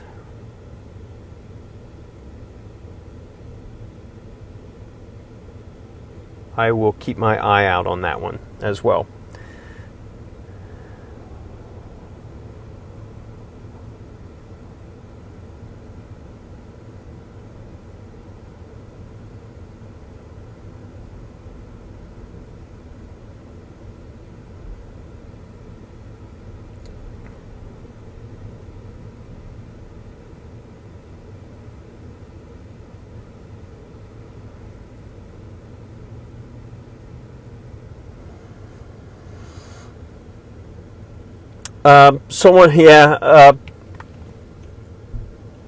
Someone's asking about the condition of the canine, the law enforcement canine that was injured. I'm sorry, we don't have the latest on that.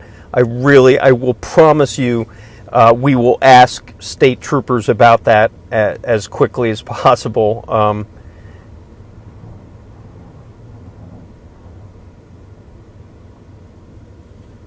And we actually did ask. They were talking about bringing our live truck since we have some lights. We did ask them just now, and they said no, not right now. But we're on standby if they need our lights to light up this little area where they're searching right here.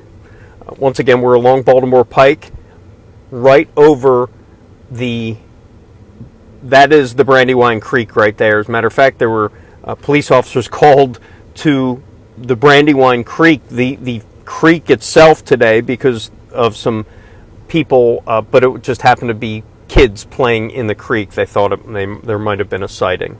You're seeing photographer Aaron Sachs right now heading back to the scene. At some point, we're going to get ready for our live newscast at 10 o'clock. So we're going to have to kind of cut off. We'll keep the feed hot, but I'm going to have to pot down the audio for a little while.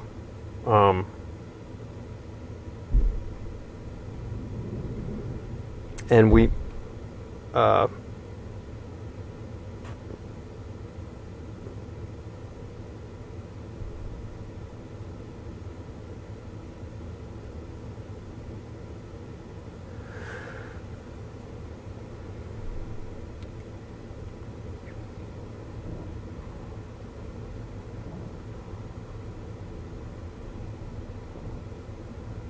I see two state troopers come out. I think they were the original ones that went in there.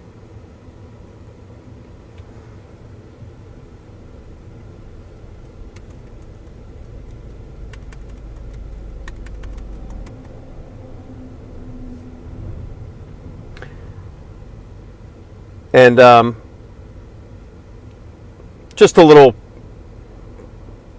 piece of knowledge right there. You see that's a Pennsylvania State Trooper car. You see they're numbered. You see J2 right there. That J signifies Troop J. Each state trooper are connected to a troop. There's Troop, I believe, Troop K in Philly. And Troop J is Lancaster. So they're bringing state troopers down from Lancaster. That officer right there most likely is from the Lancaster Troop J. So it looks like the officers are getting back into their vehicles. They are. 3, 4, the fifth one already left. So whatever they were here doing right now, it looks like they are clearing the scene. So obviously an unfounded search as you see state troopers starting to pull away.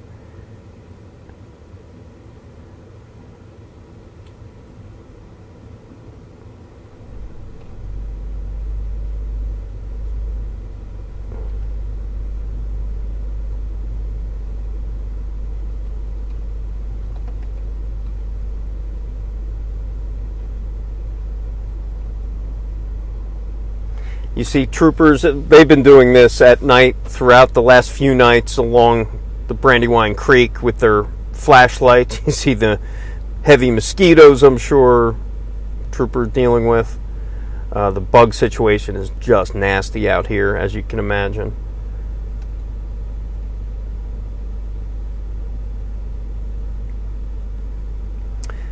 So that state trooper, okay, he was the one that was in there. I thought he may be blocking the railroad tracks, but he's pulling away. So this scene, I could say, has now officially been cleared after about a half hour of a search here in the woods near Brandywine Creek. It looks like they have now left. So no Danelo right now. All right, where are we at? I got some time for a few questions. Anyone got some questions? Let me back it up a little bit.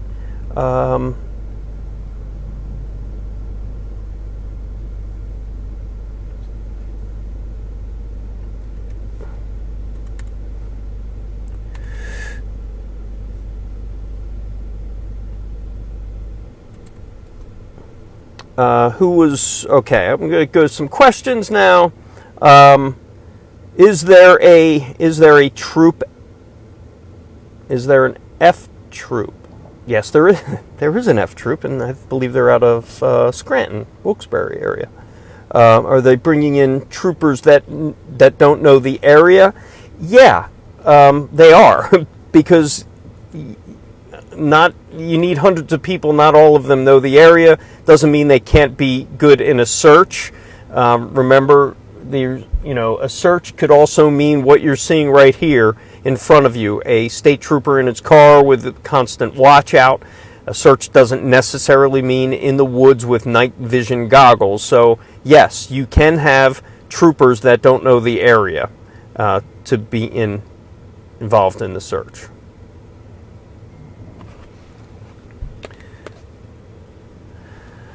I have a very important phone call right now I have to take, so hold on.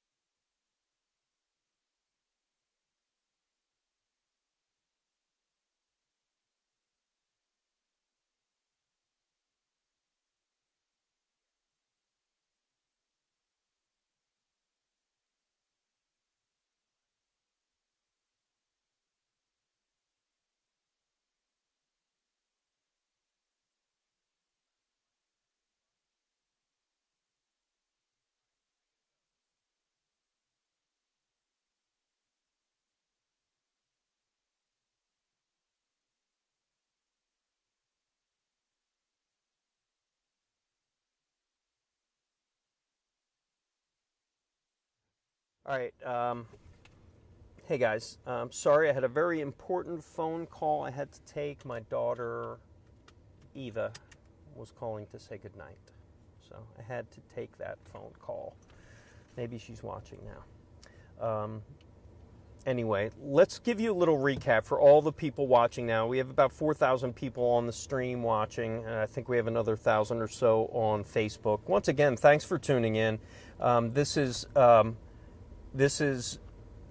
just a quick recap as much as I can in 30 seconds. We've now been on a manhunt for Danelo Cavalcante for the last 7 days. Hundreds of law enforcement working around the clock trying to find the 34-year-old Brazilian man convicted of murdering his ex-girlfriend and a week later escaping from the Chester County prison, and he is still on the loose tonight, a week later. There's been several sightings of Danelo Cavalcante, both by ring cameras, surveillance cameras, physical sightings, including one by a Pennsylvania state trooper a couple days ago down the road, but he escaped into the woods. And as late as last night, there was a confirmed sighting on Chandler Road, north in the Chadds Ford neighborhood of Birmingham Township. A resident there had seen him, called police. There was a response. We were right there with him. We saw the response firsthand. Several hours later, no Danelo Cavalcante. He eluded them once again. Brings us to today. Press conference was held late this afternoon. There have been many, over 100 sightings, at least phone calls of sightings coming into Chester County Dispatch.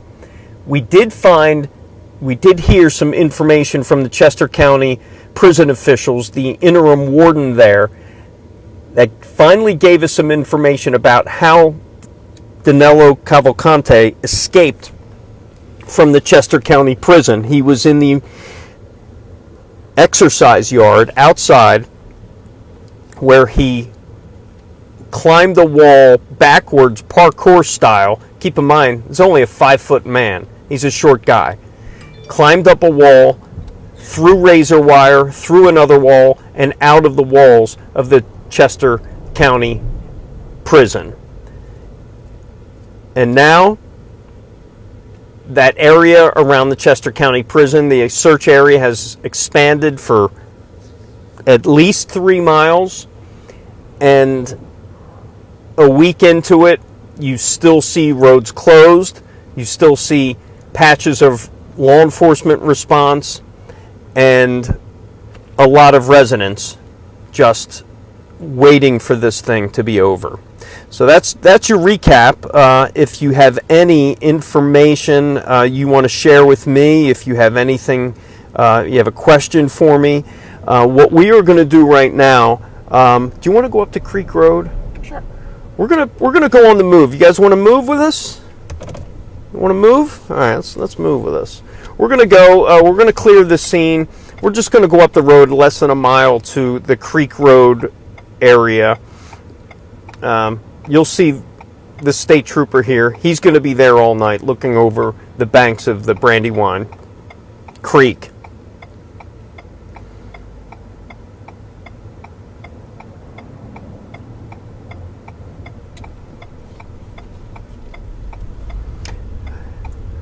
Some information I learned today from sources on the ground.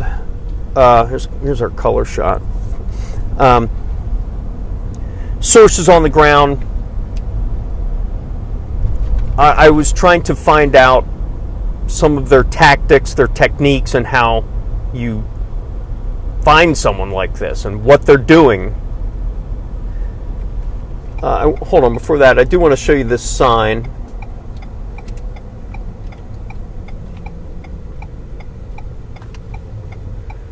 This is a sign that was put up. Can we?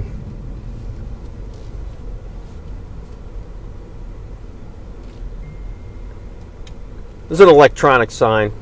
If we have to stop for a second. I'm trying to get you a better Yeah. angle, but Even here we can. So that sign was put up here today to warn people just to be careful, warn residents, remain vigilant, don't let their guards down.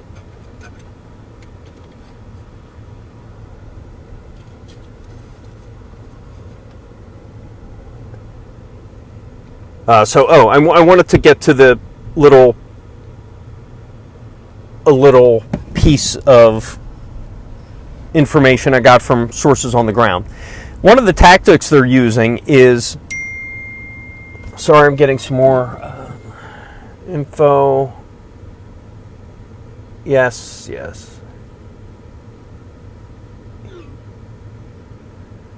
Okay, I gotta pot down the microphone for a second.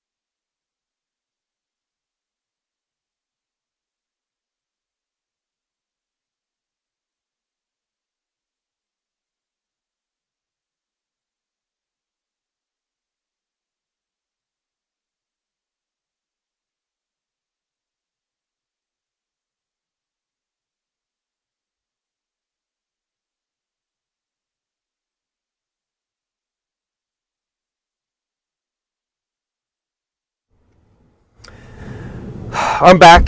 Microphone is back up. No, it wasn't a donut. We didn't have a donut break. I haven't had dinner. I don't think I had lunch yet. I have my water. That's all I need, my water. So, I'm getting... Hold on, let me see if I can...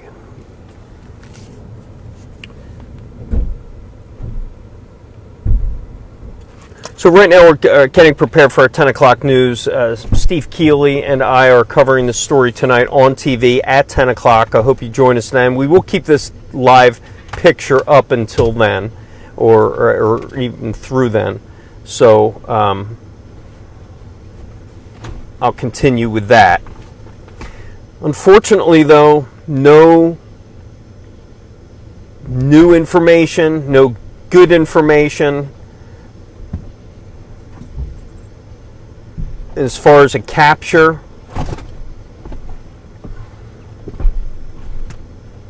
There's been these, like we said, these sporadic kind of reports or responses of reports. Several state troopers will go to a location, maybe it's an address, and then no, nothing.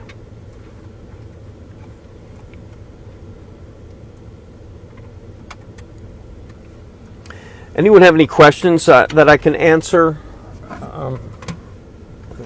as much as I can?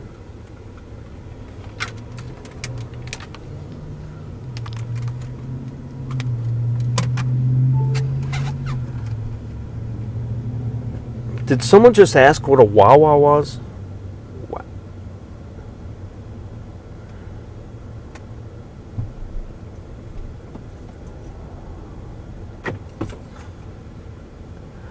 Good question, Deadwing. How many residents live inside the search zones? I can't give you an accurate number. I can give you approximately, and this was given to me by a state trooper with really no authority, but he told me a little over 300 properties within the search zone. And honestly, it's probably that's probably bigger now, because they expanded the search zone.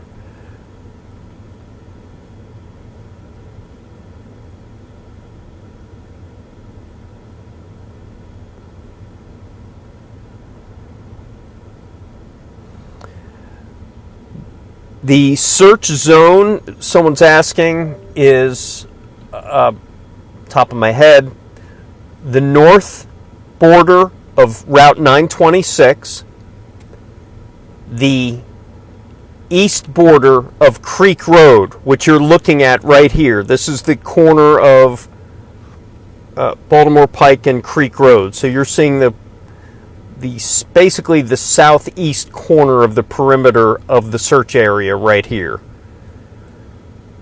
To the west, it would be Route 52, and to the south, it would be Hillendale Road. So that is the search area, encompassing Pocopson, encompassing Birmingham Township, Pocopson Township, the Chadds Ford area. I got a phone call. Hold on. Hello.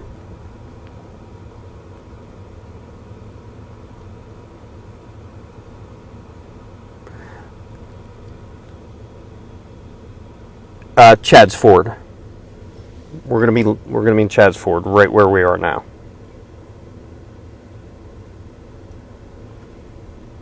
Yeah, and yeah, yeah, yeah.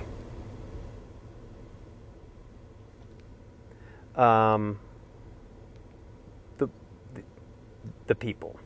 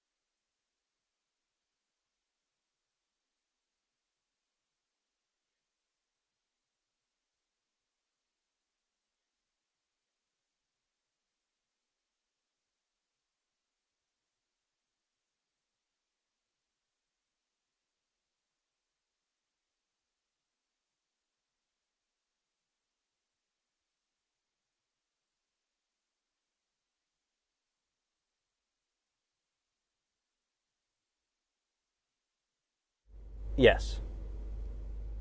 All right. All right, I'll send you a script momentarily. All right. Thanks. Bye. All right, guys, we are back. Sorry I had to take care of some housekeeping things for our 10 o'clock news. Sorry, did they have my night video on that? They did. Okay, They so did. we're good. Yeah, we are good. They will cut the video back at the station. So what you're hearing now, let me just kind of give you a little punch here.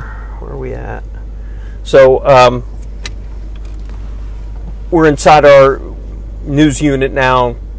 Again, a little behind the scenes.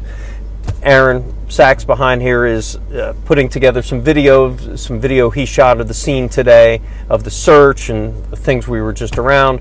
Also, some of the interviews we did earlier, so we're kind of putting all those stories together, putting it on a nice little package for you of all the details of everything that happened today in a nice little encapsulated report coming up at 10 o'clock. So we are here in Chadds Ford in the search zone, waiting for any kind of movements from law enforcement.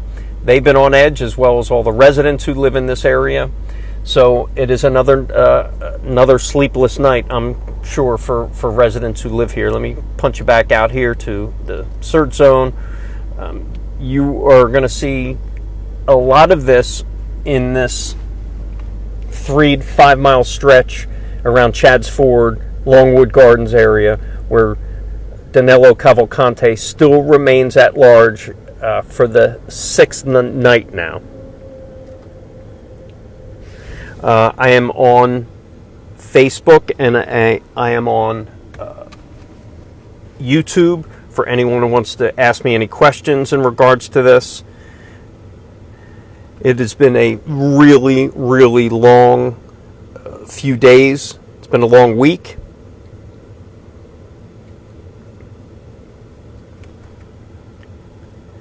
All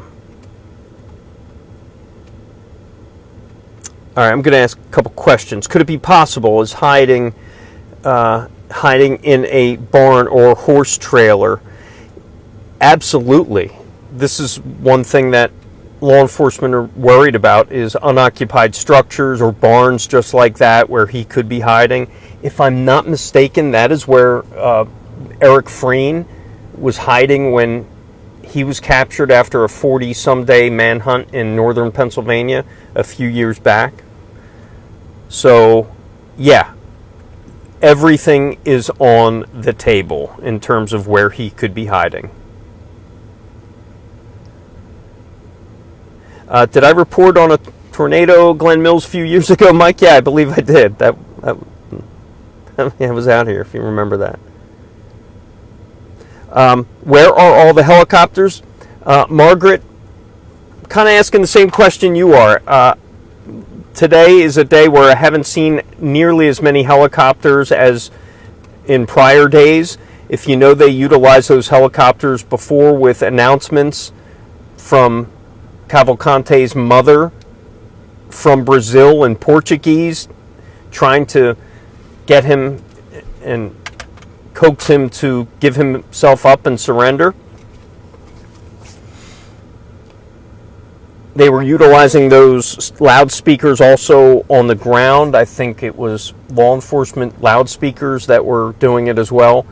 But I didn't see many helicopters today. Saw a couple search helicopters take off and land. I saw them in the sky and on radar, but not nearly as many as before. Do we seriously think he is in the area? I have no idea. I seem to, only by the sightings, I can only imagine he is, but I have no idea or any inside information as to where he may be. A lot of people are wondering if there has been sightings, or at least reported sightings in Delaware. They have not been found. They have been unfounded. Any more burglaries reported? Not to our knowledge. Not that has been announced to us. What I have learned about law enforcement is, you know, as transparent as they want to be, they can only give certain amount of information, so we can't assume they're giving us everything.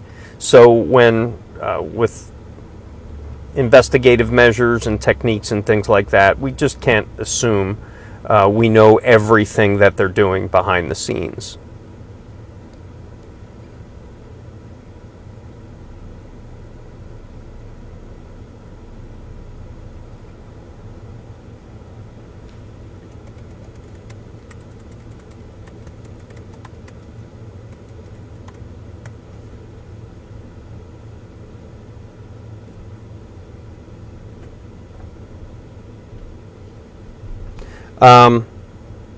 Someone just said scanner Chester and 5 Point Road.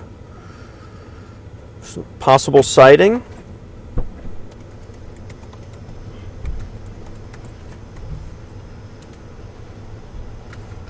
I have not had the scanner up, so I.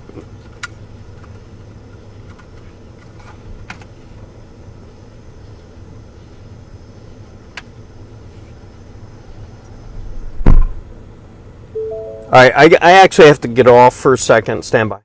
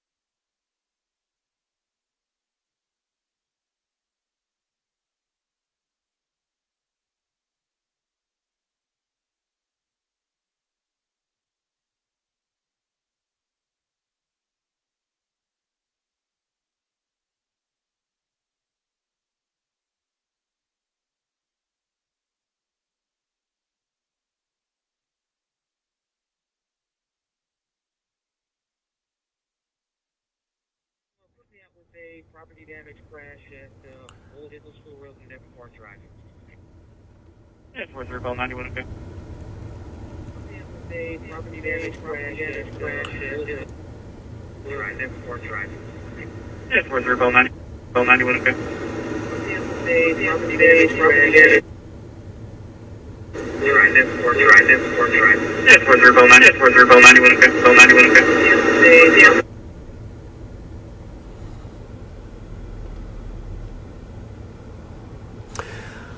I am now back with you, viewers. I was just on the phone with my station. I'm trying to work out our details for the 10 o'clock news, of course. Let me punch myself up for a second. Hi. I think I need to stretch. I've been sitting in this car seat, I think, for the last, since 5:30 tonight.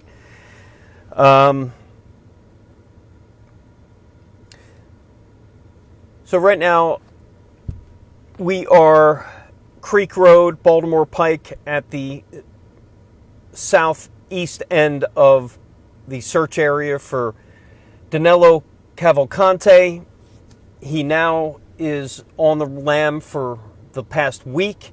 It was Thursday morning when he was escaped from the Chester County Prison, and today Chester County Prison officials detailed how he escaped by climbing up a wall on the exercise yard, through razor wire, through another wall, and out into the community. And an hour and a half later, that is when the prison sirens sounded around this neighborhood to tell people that there wasn't, in fact, an escaped inmate. That escaped inmate happens to be a convicted killer, the 34-year-old Portuguese, Spanish-speaking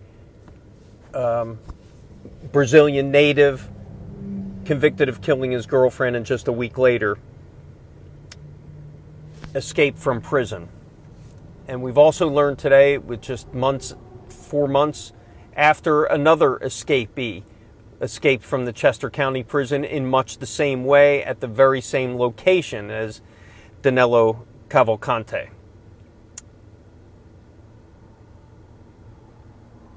And here we are now. So I'm getting ready for my 10 o'clock live broadcast. So I'm going to pot down the microphone for a little while. I'm going to punch up this camera so I can prepare for our 10 o'clock news. So please tune in there.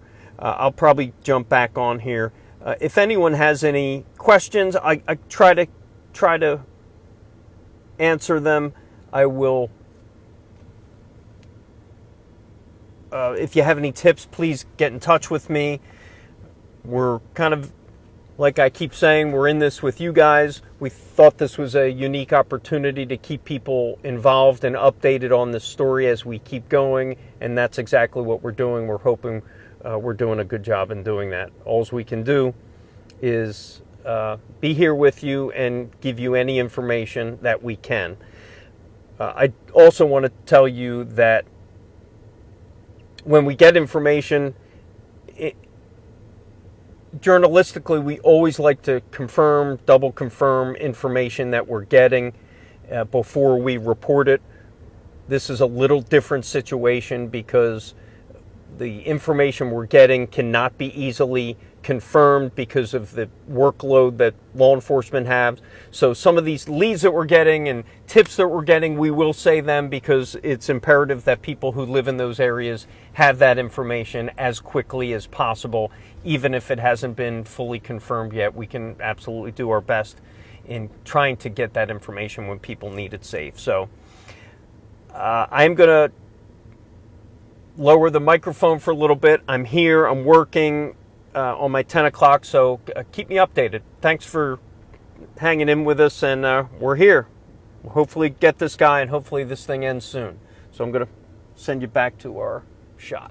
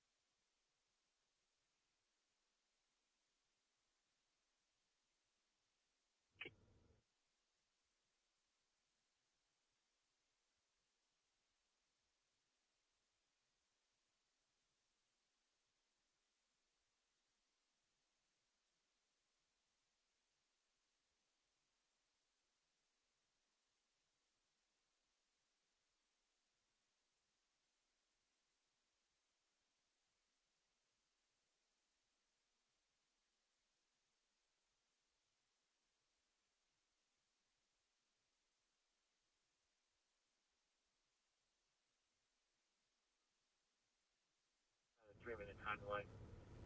All I heard is that the main door and the side door. Not heard it or seen anything since. 17 traffic. 3-minute time delay. All I heard is that the main door and the side door. Not heard it or seen anything since. 17 traffic. 3-minute time delay. All I heard is that the main door and the side door. Not heard it or seen anything since. 17 traffic. 3-minute time delay. All I heard is that the main door and the side door. Not heard it or seen anything since. 17 traffic. 3-minute time delay. All I heard is that the main door and the side door. Not heard it or seen anything since.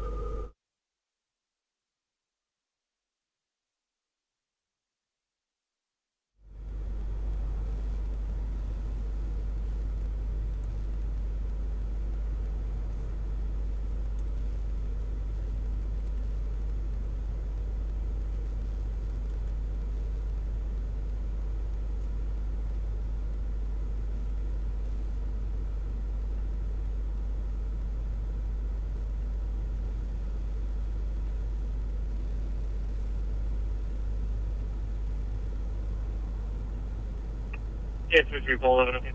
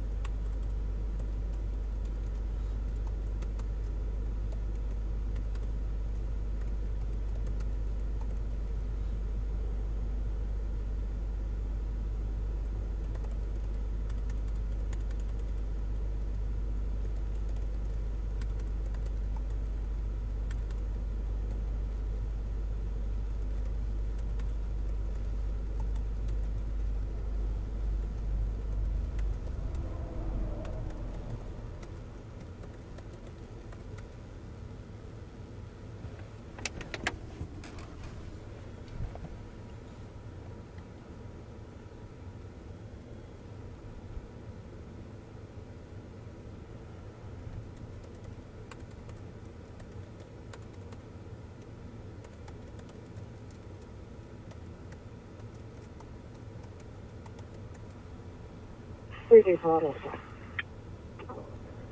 All systems are normal. Freezing throttle. Okay. Yes, Mr. Paul, 11. Okay. I'll just stay at the panel in case you guys set it off.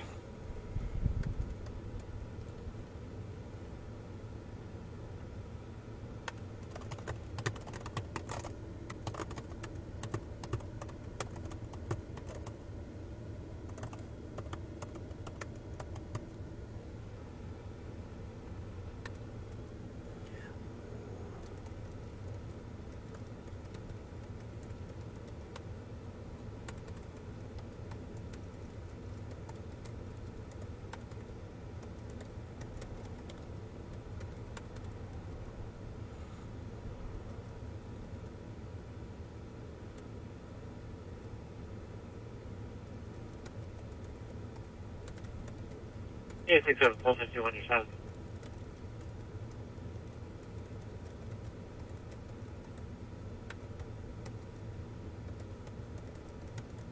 Yes, 67, Paul, 51, okay.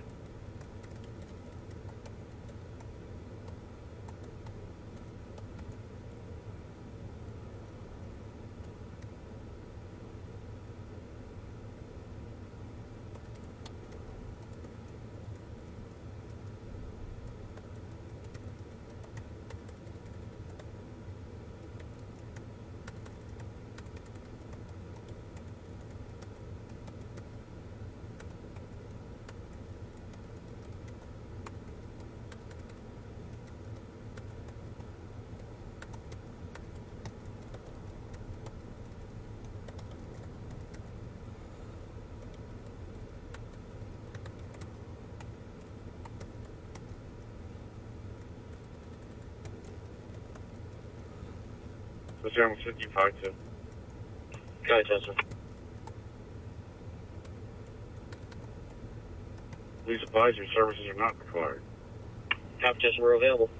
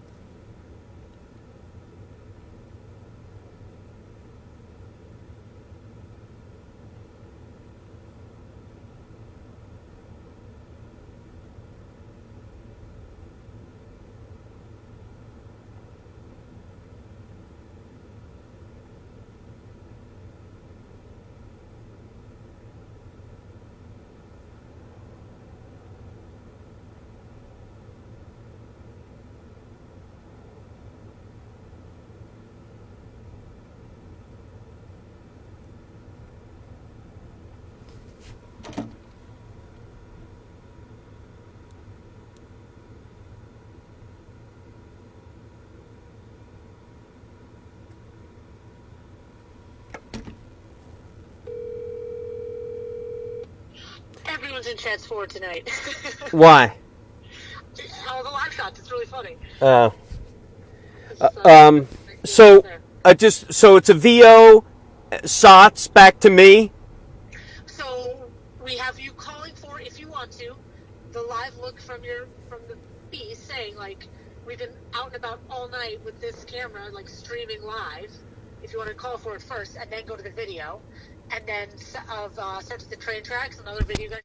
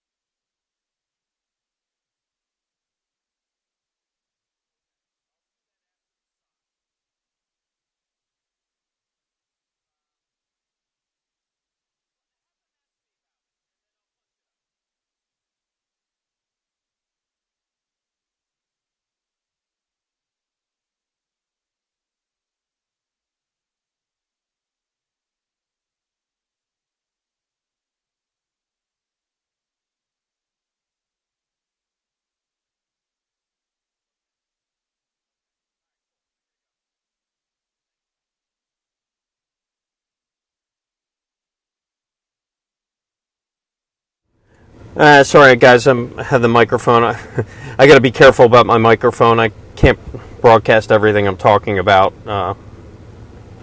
So, plus, other people on the other side don't know I'm recording, so I have to go in and out.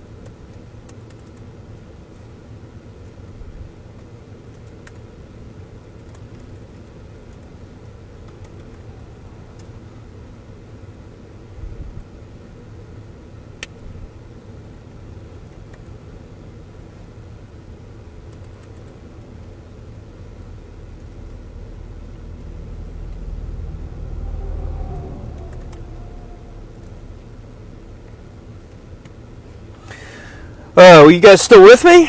Sorry, I am preparing for my 10 o'clock live shot. We are in Chad's Ford right now. I have to hop out of here and do a live shot. I hope you're. Yes. Not only is Hey, I am up on. microphone. Hold on. Microphone check. Mic check. Mic check. 1 2 for the station. Fox 29. Doing a microphone check. Doing a microphone check. Mic check. We got me. Check 1 2. Check 1 2. Check 1 2. You guys may have heard. Can I see the mic, please? Yeah. Thank you. I'm doing a microphone check for a broadcast, so you're seeing a little bit behind the scenes stuff. If you've been following me for the last couple of days, you're probably used to it by now. But I am about to hop out and do a live broadcast for Fox 29, so join me on TV if you can. I'm going to be doing a hit with our Fox News Now national streaming channel after that, so I'll be back on this stream after I do that. Do you know who our writer was? I have no idea. I can probably look. That's all right.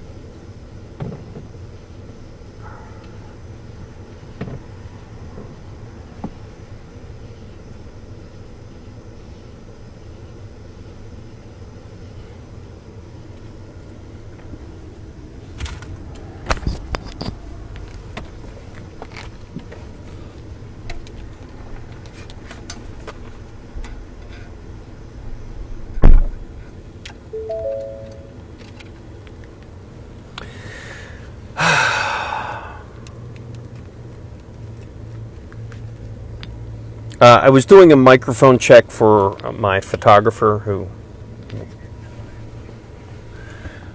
Are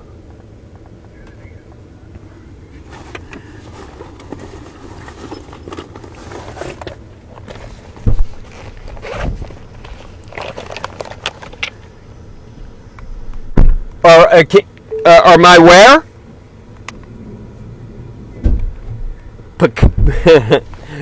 No, where I'm in Chad's Ford. Pecopson.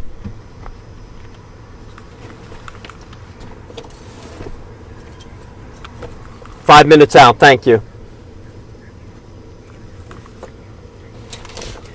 So guys, if you're on the stream right now, I'm kind of focused on my report for our 10 o'clock news on Fox 29.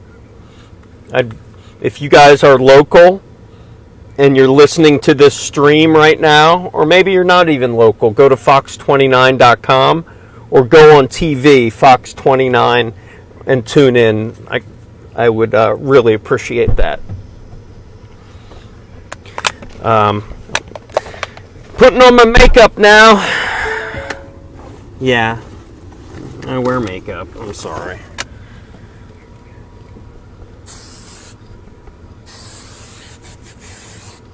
Yeah, it takes a village, right?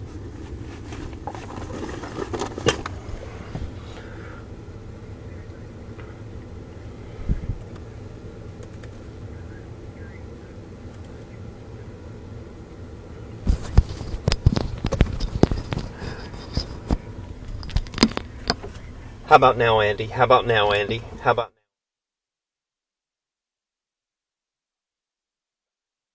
I had both mics next to each other.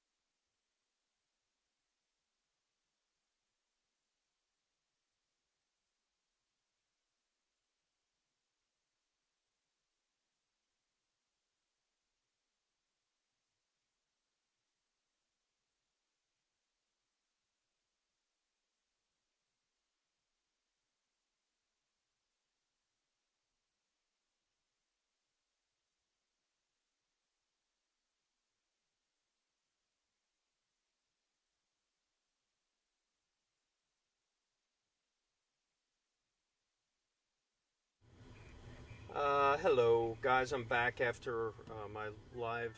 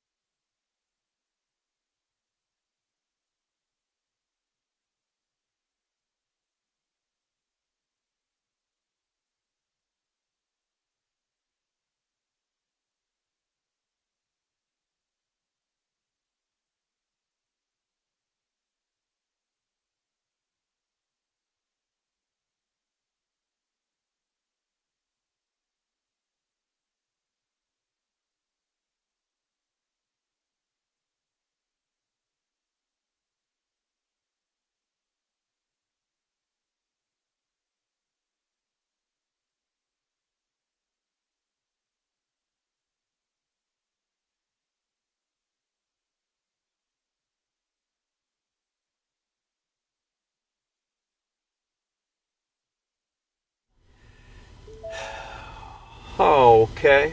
I just had a contact come up to me. Sorry, if you guys are just joining us and the audio drops, I'm lowering the audio because I cannot have a hot microphone on all of my conversations. So I will drop the microphone when I'm having some conversations that you guys don't even need to hear.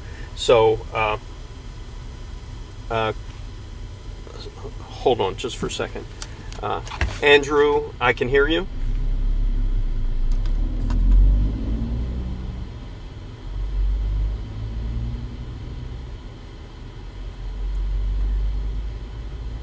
Okay, I'm sitting in the truck doing a live stream right now. Just keep me updated on the queue. If you just give me a minute queue, I can hop out. And secondly, do you have that VOSOC queued up? Got it, thanks.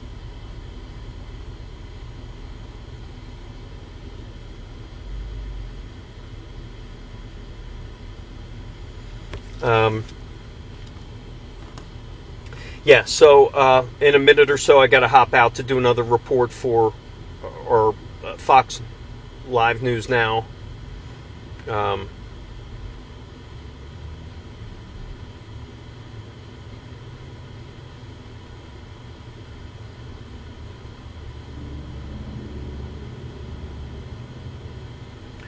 Once again, a $20,000 reward being offered. You guys reminded me that. I do know some people who are out here seriously looking for this guy in hopes of cashing in on that.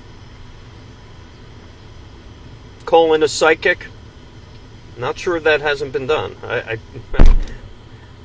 I would.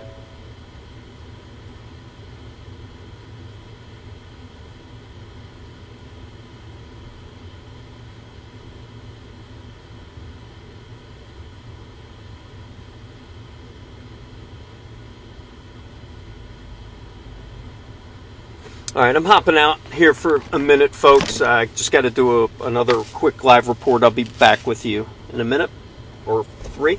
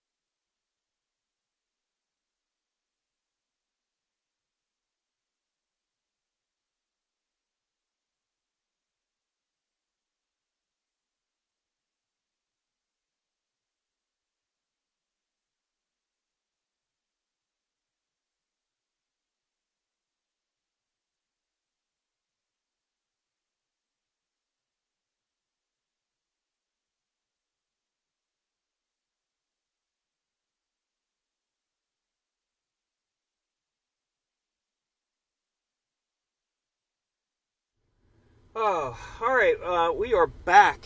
You don't like those strobes? Sorry.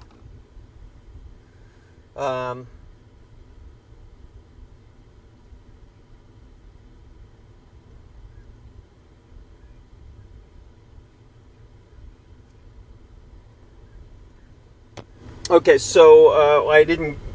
Once again, if you're just joining us, if you don't hear audio, that means I have lowered the microphone so you can hear what I'm doing in the background. So I'm on and off. These feeds are sometimes, we're going 3-4 hours with these feeds. I cannot have an audio up all of the time, so just be careful.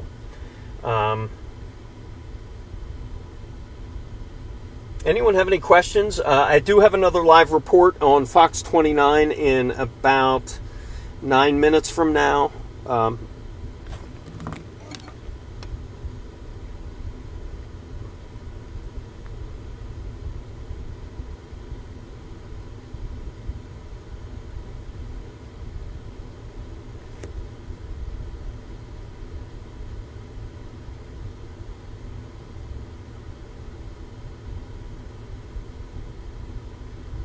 Am I scared? No, I'm not scared. Aware? Yes. Careful? Yes. Not scared. No. I mean, we go through some risky things a lot as you can imagine, a lot of crime stories we do and things like that. So we do take precautions, but no, we're not scared. And everyone thanking us for doing this. Hey, thank you for being along with us. You guys kind of make it work, being able to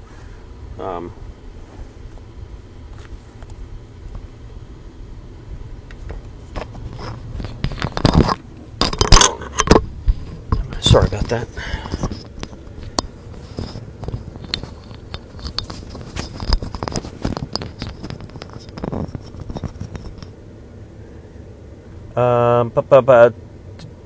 Did we take a Wawa break? No.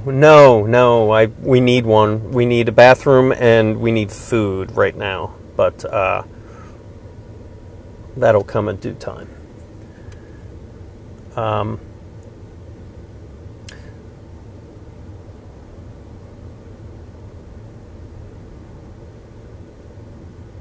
That is a good question, Bucky.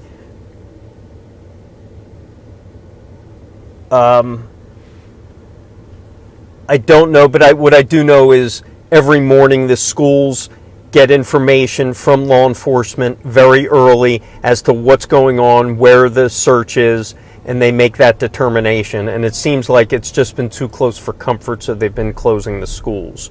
So, there's several school districts in the area. There's Kennett, there is Unionville, Chadds Ford. There is nearby Garnet Valley. I don't think they were affected.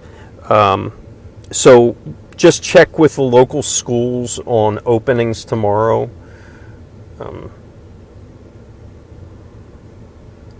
Is the moon out or is it dark? The moon is out, I guess.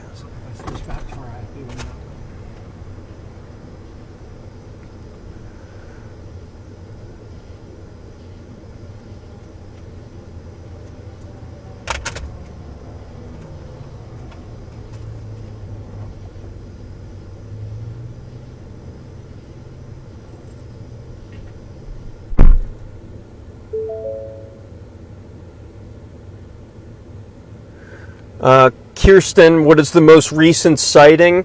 Well, there were lots of reports of sightings today, but the difference is there confirmed sighting. So the last confirmed sighting was last night around 7-8 o'clock on Chandler Road, actually around 6 o'clock, around Chandler Road, when a resident saw him, and after piecing together information, they make it a confirmed sighting, meaning it was credible, they think that's where he was. And then once it's a confirmed sighting, they act on that.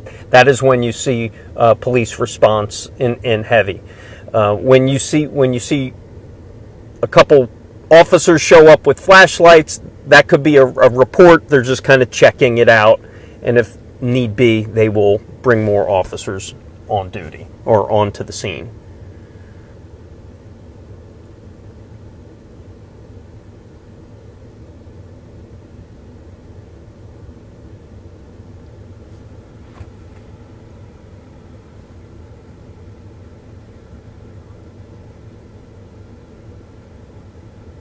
Someone asks how far this is from Philly. It's about 35-minute drive. Hank's Place, great place. Yeah, it's no longer closed. It's no longer open, unfortunately. Are we allowed to carry a gun on duty? No, we're not. But we do have security guards that do if we need them.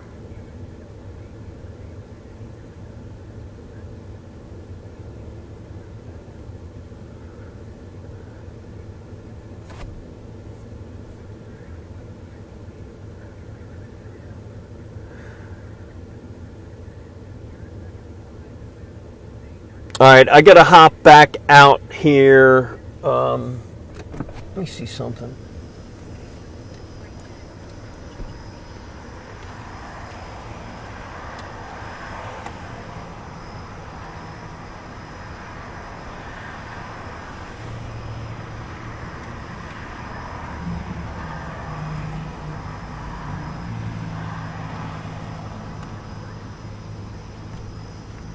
All right, I'm focusing the camera so you guys know what I'm doing during this shot. So if you want to join me on Fox 29, you can see what we're doing, hear the latest. But if you're just on the stream, I'll be back in a couple minutes.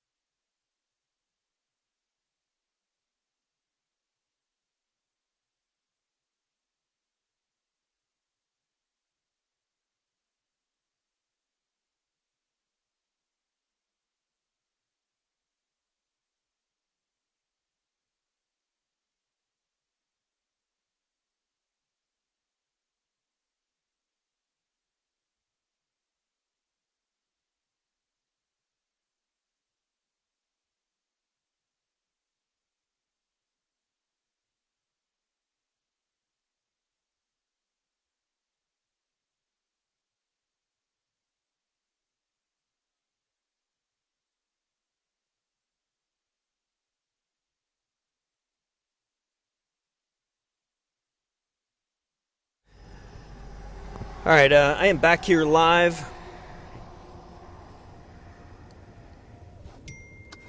And, of course, getting some texts.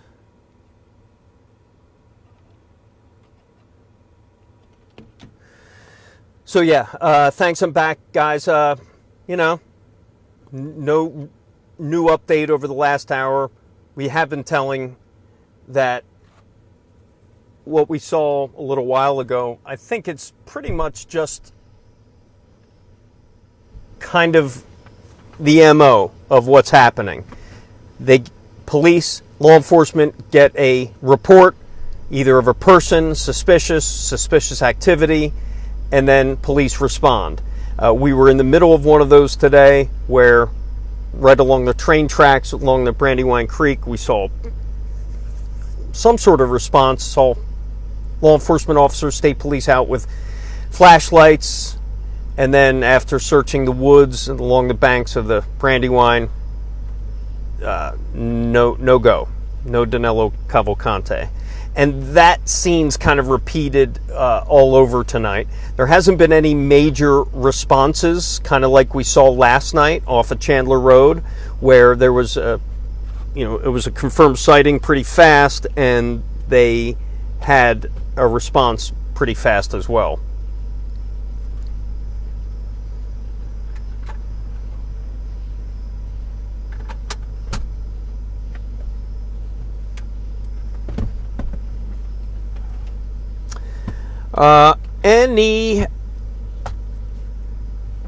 And thank you, Brad, for telling everyone the audio will shut off soon. Yes, it will.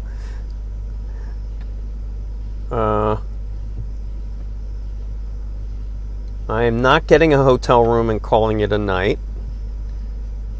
I'm going home and sleeping in my own bed after we're finished. We're probably going to shut down this live feed in about a half hour or so. I have a live report at 11 o'clock.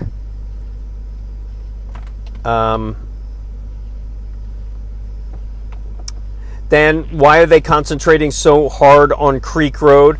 I wouldn't say they're concentrating as much. You probably are seeing a lot of Creek Road, I will say, because a lot of the media are right here on the corner. There are other corners and other perimeters that are covered by police.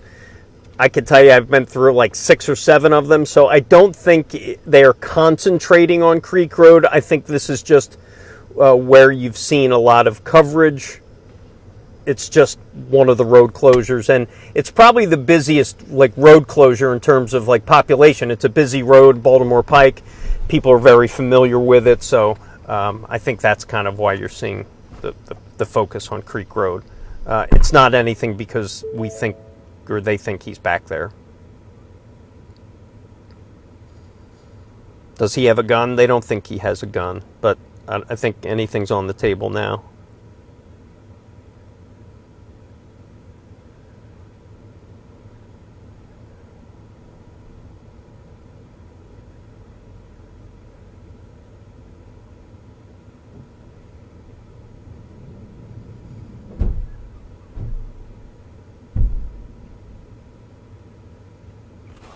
Been listening to some scanner traffic. And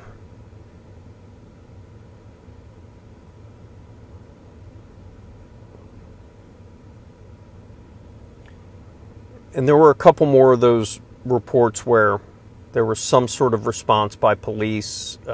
5 Points Road, pretty sure it was unfounded. At this point, I haven't heard anything more on that.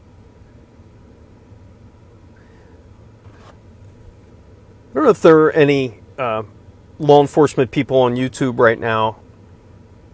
I was wondering, I just was really wondering, it's a week now, and there's hundreds and hundreds of law enforcement on the scene at any time, which means there's a lot more, hundreds over the course of days.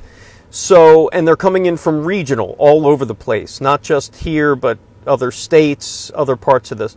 So my question is, how long can they keep this up? how long can they keep hundreds and hundreds of boots on the ground until they catch them? That's what I want to know. Do I think he's still in the area? I do. That's my only guess, and I'm only saying that is because we're listening to what the law enforcement has to say. We can only go by what they have most of the information. No sightings to no real sightings today. No. Not as far as we know that has been announced. Again, a lot of times we were getting these confirmed sightings. We don't get confirmation until the following day after the information has been vetted. Maybe there's video. So sometimes it takes a little while to make sure that is a credible sighting. Dan brings up a good point. The focus is on Creek Road because he followed Bennett's run down to the creek and likely going to the creek south. So that is one of the working theories, is he's using railroad tracks or the Brandywine Creek and Bennett's Run, which is a little creek flowing through into Brandywine Creek. Maybe he's using that. At least for a month, someone says they'll take this up. Good to know.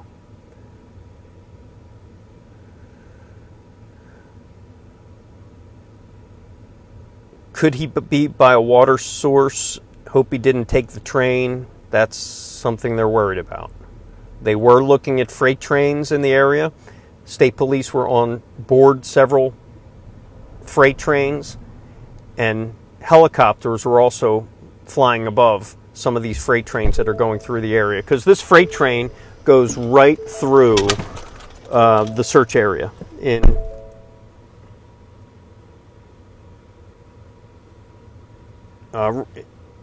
right through the search area in Chad's Ford.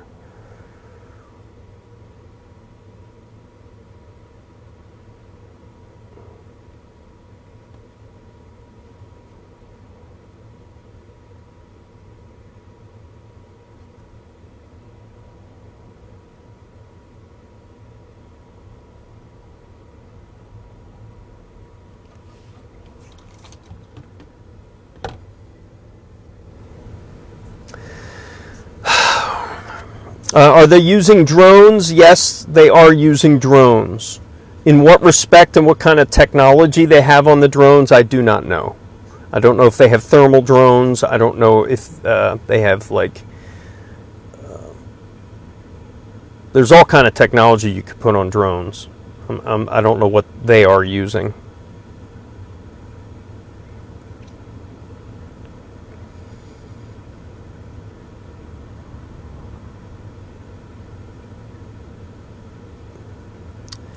His family in Phoenixville, they're said to be cooperating with authorities.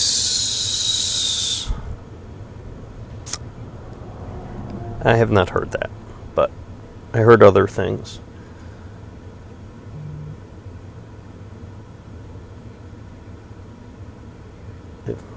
I do not want to find him before the cops. I really don't.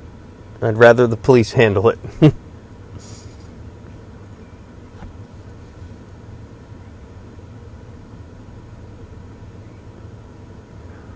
Retired LEO, law enforcement officer, if they believe he is still inside the perimeter.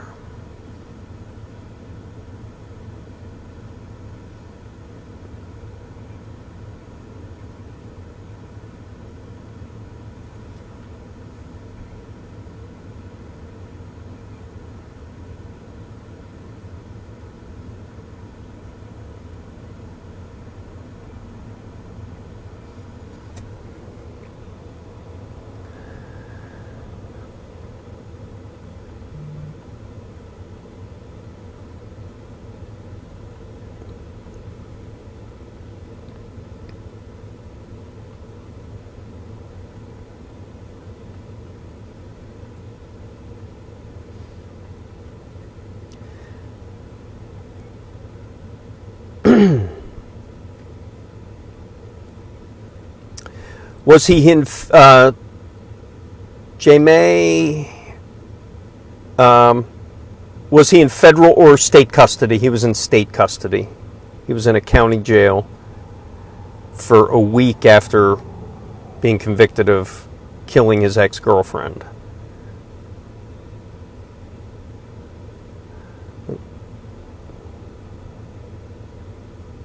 I'm wondering if he is recaptured, will he go back to the Chester County Prison? That question hasn't been answered yet, but I really am interested in that, since they've had not only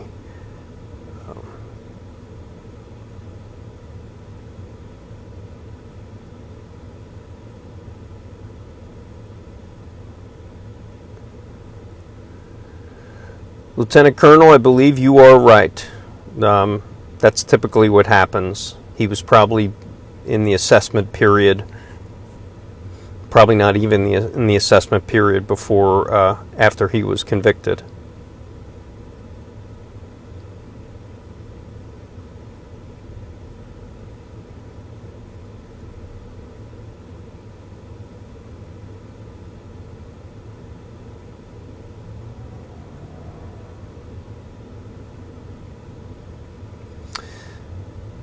Christian, no, they will take him to another facility. I would hope they will.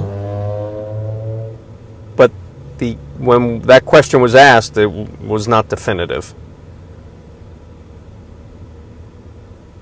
Okay, they won't go back. All right. I'll trust you guys. They won't go back. He won't go back.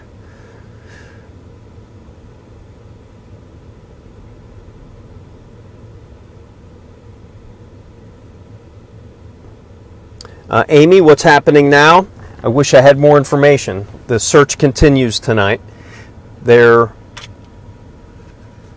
Right now, the last reported sighting confirmed was last night. There hasn't been any confirmed sightings today that we know of. Sometimes we'll find out tomorrow.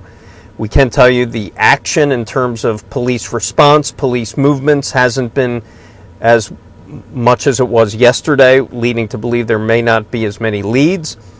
I haven't seen as many helicopters in the sky today. Again, that's just observational. Don't know what it means.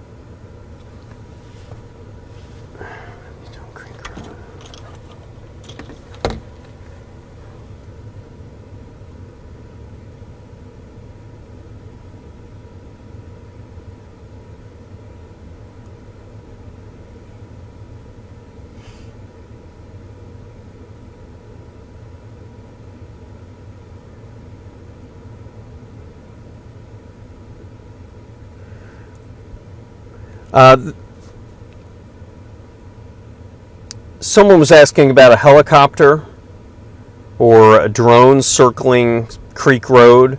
I can tell you there's a helicopter. There's a news helicopter. I believe Channel 10's helicopter is above us right now.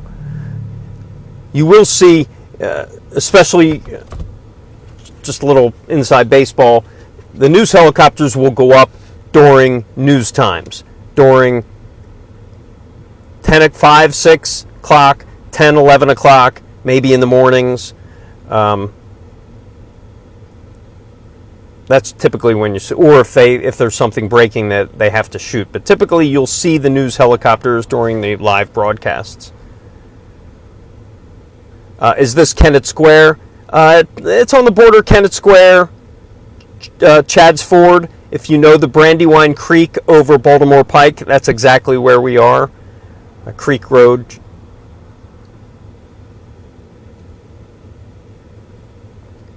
Is there a bounty? There's not a bounty, but there is a $20,000 reward that was just upped today.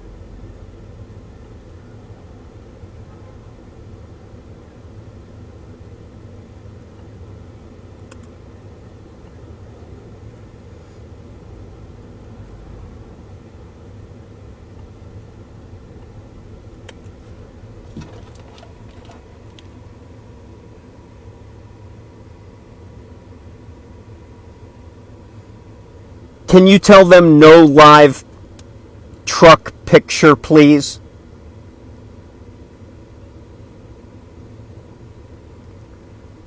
We won't use that video.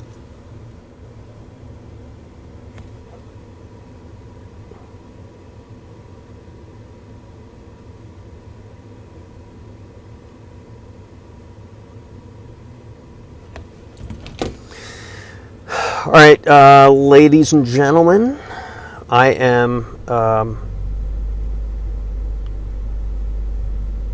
to hop out of here for another live shot. Please, if you enjoyed this feed, I please welcome you to go over to Fox 29 on TV just for a minute or two at 11 o'clock for our report. VT, no new... I'm responding to a couple questions before I go on. No new updates of sightings. No, the last one was last night at 8 o'clock. We haven't heard of any reported sightings. A lot of people, there's been a lot of responses, but so far no confirmation.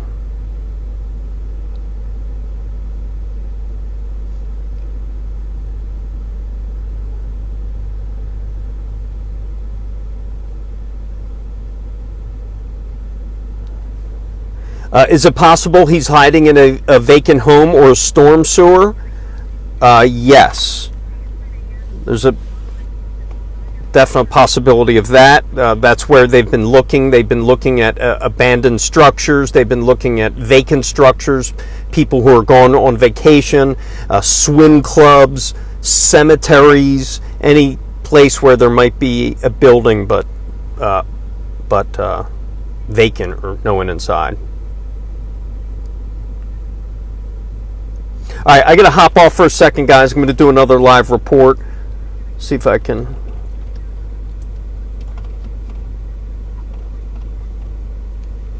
All right, I'm going to hop out. I'll be back after my live shot.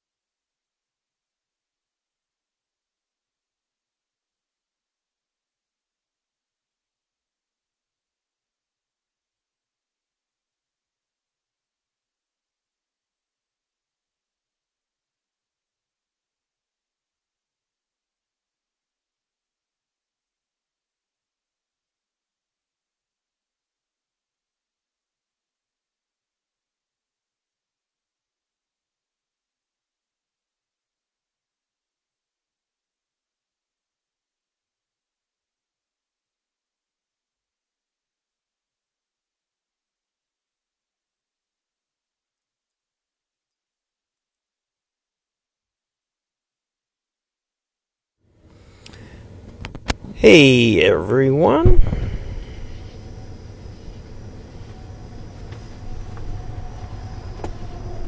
We're back. That was my final report for Fox 29 on TV.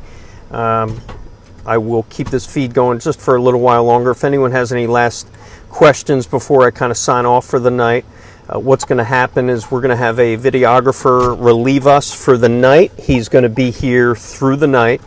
I don't think he won't be streaming, but he will be here through the night, kind of taking care if anything happens, anything pops off. We're going to have a local, we're going to have someone here. We're hoping in the morning to continue this feed, continue this live stream as long as this happens, because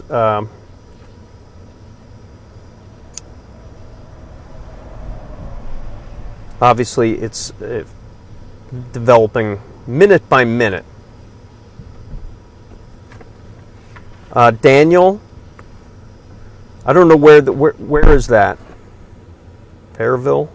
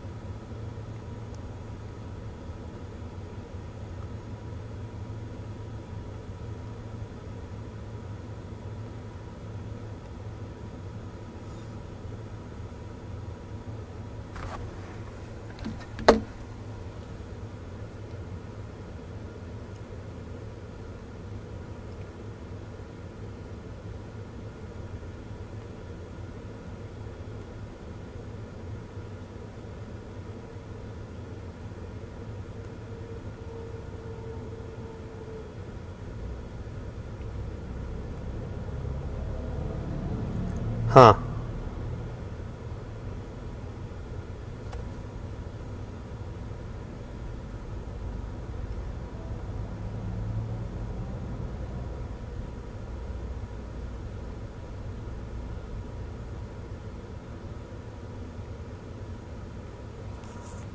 I think there's another sighting. Potential anyway. No. I think it might have been just a call in. Just got a text from someone. Got it. Daniel, thank you.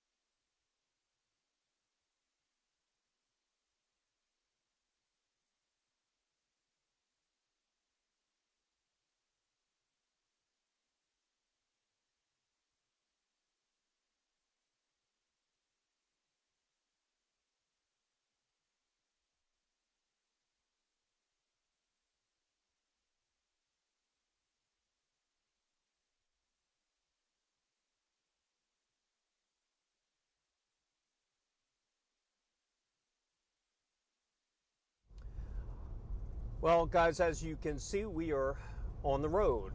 We are getting probably reports. We are getting reports just like you are of a sighting. People who are following the same channels we are. We don't know if there's been a sighting, but we do know there's been a report that warranted a response. Some of you on here let us know about it, so we are going now to the 1200 block of Fairville Road. Fairville Road. We're going to the 1200 block of Fairville Road, and this is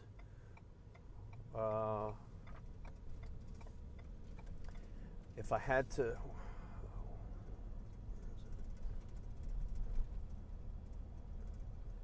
in the Mendenhall area, just along Craig's Mill Run. Now, looking where we're going right now, I'm looking at on a map, and where this house is off of Craig's Mill Run. Looks like a creek, and that came off the Brandywine Creek. So this is a address that we're going to right now. Okay. I'm sorry. Audio problems. I've been having it all night. So let me just repeat what I just told you. We are on a report of another potential sighting that was reported to police, and police are now responding. Several sources on this platform have told us there are police in the area. We are headed there now. This is one of several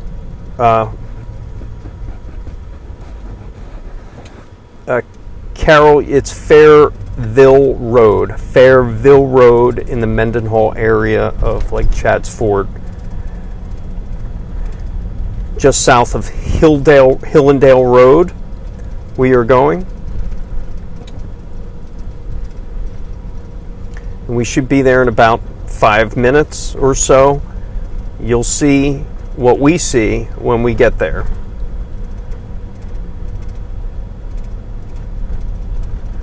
It's now 11:18. We are now going on day number 8 of the search for Danelo Cavalcante. And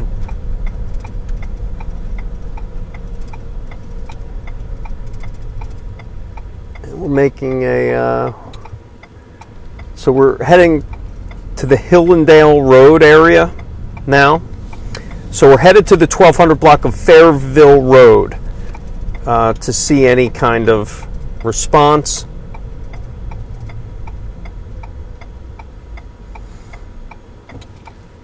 I haven't been able to listen to scanner,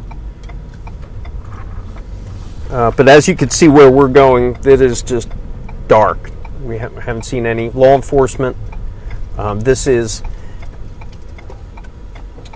if this were a sighting, this would kind of be another game changer in terms of search area, because this is south of the original search zone. Please go the other way. Huh? Police are leaving. Or at least these two are. Mm-hmm. All right, so we are seeing, that's 1, 2, 3. This was obviously a response. State police going the other way.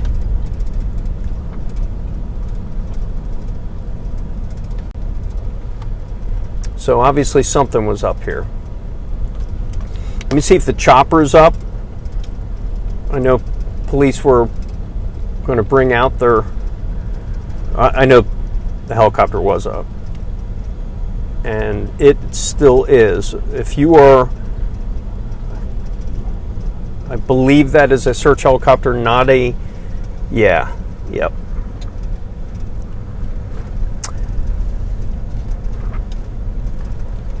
Yeah, that's a search helicopter. So if you are near Baltimore Pike, Route 52 South, Hillendale Road, you are probably hearing a helicopter. You may be seeing law enforcement in your neighborhood.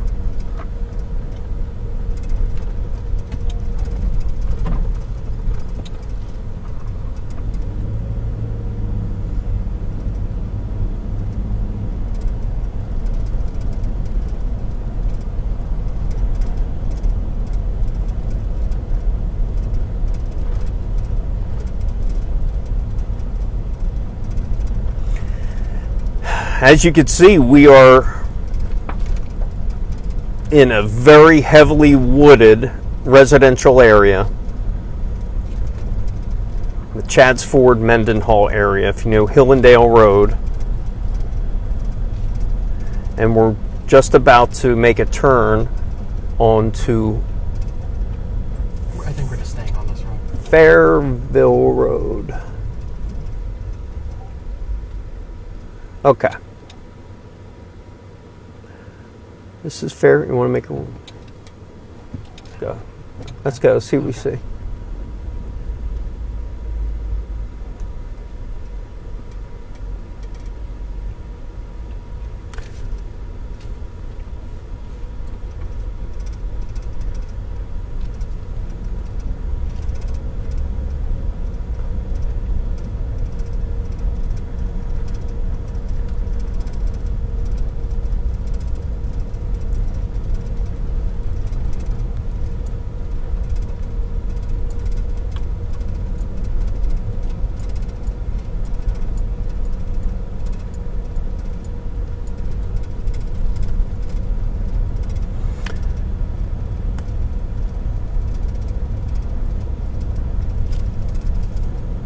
So we are on our way to a reported sighting at the 1200 block of Fairville. What? Just told me to turn there. Huh. There's nothing down there. Hmm. I'm gonna turn around.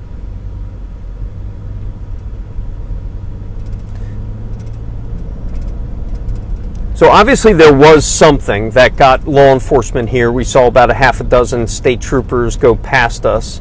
Now we're coming up to probably about the reported location, the reported address. I think it wants me to go into people's driveways. Yeah. I think that's what it's saying is the street, though. Right. So we're going to turn around. Obviously, whatever was here was unfounded.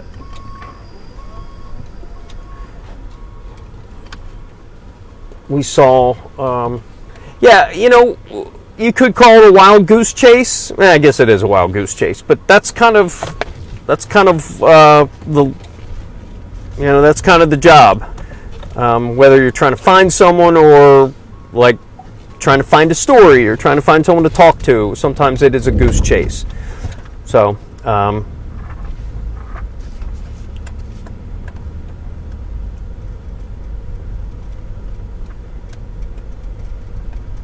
and you know, I wanted to show viewers. Do we have the overhead light? Yes. Just to on and off to see. I'm going to show you how. It doesn't really. I think the camera compensates for it, but we have these big floodlights that we could hit on the side. I see the chopper. Yeah, we see the helicopter above. So it's this private drive.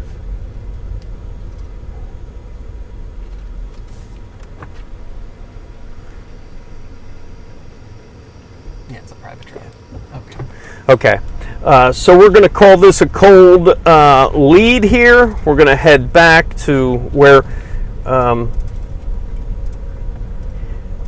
just looking at where the helicopter is now. Yeah, the helicopter is low. Looking at their altitude, I think they were only, I don't know, less. They were about, looked like they were about 1,000 feet. Are they using heat scanners? I do not know.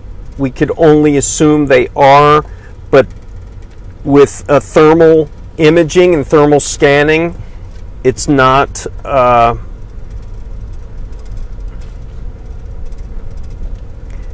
always the best, because someone could be hiding under something or in cold water or water,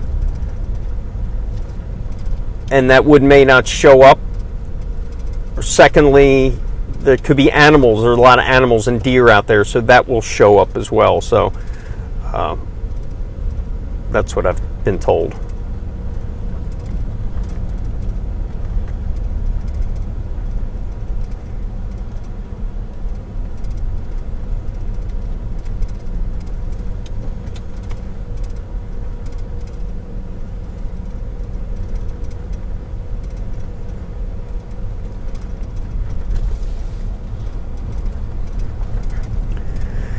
So if you're still with us,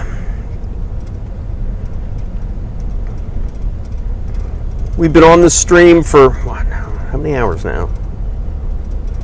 I don't know, 4+ hours now we've been on this stream, trying to give you guys a little bit of perspective of what law enforcement is going through, what residents are going through, trying to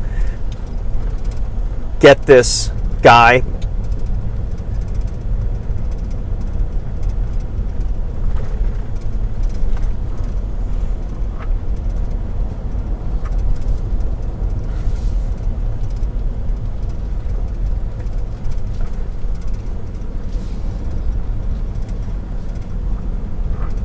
So we're going to be headed back to the thick of the search zone. I can tell you, helicopters still flying above. Looks like it's doing circles over the Longwood Gardens property right now.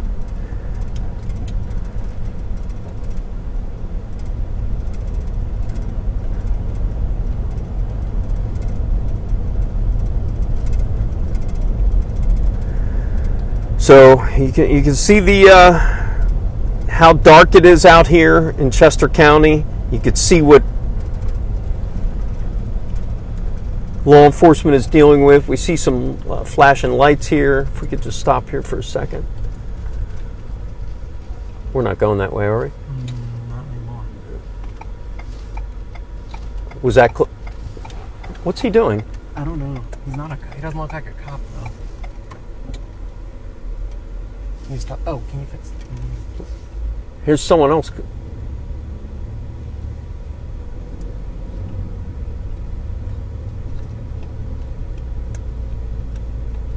All right, we see law enforcement coming at us this way.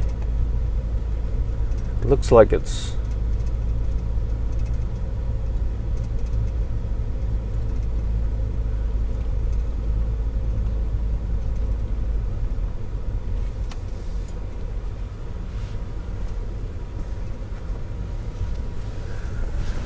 all right. That was law enforcement in the middle of the road. We're not sure why they were there.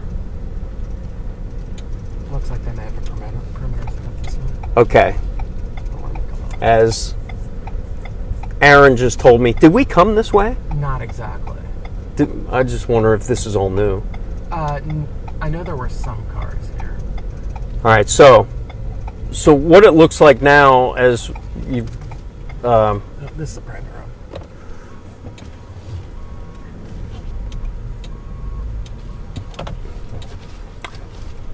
So it looks like somewhat of a new perimeter is being established, or maybe these are just the regular patrols. Are we on Hillendale? Not sure. No, we're still on Fairville Road. Still on Fairville Road.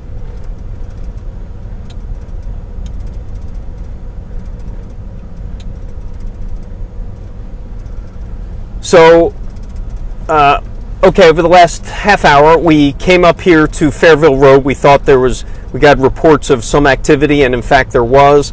State troopers, by the time we get there, were leaving. We don't know if it was a report of a sighting. Here we go. There's two more state troopers. Oh, and here is a railroad. Probably they're keeping an eye on the railroad, which is something that was a concern throughout the day for law enforcement because of, just like a body of water or rail, you have a path, and they were hoping that Danelo was not using these paths. Here we go again, more. Okay, so I'm wondering if there is a stepped up effort in this area right now. Another state trooper.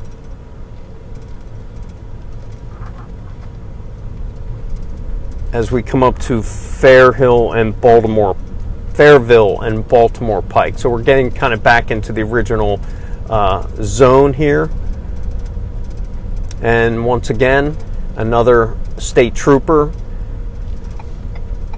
And you can see him outside of his car and making sure people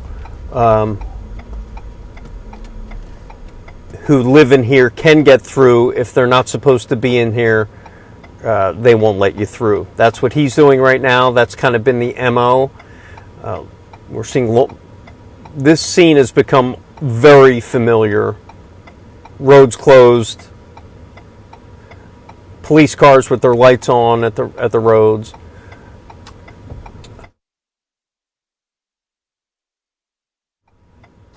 So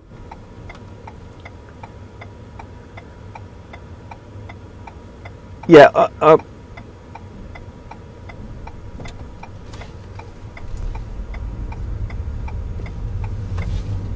again, here we go. We're going up Baltimore Pike now, going north. On the left here, you'll see a state trooper guarding not only these train tracks we're about to go over right here, but also the banks of the Brandywine Creek. There's been someone, law enforcement officer there for quite a few days right now.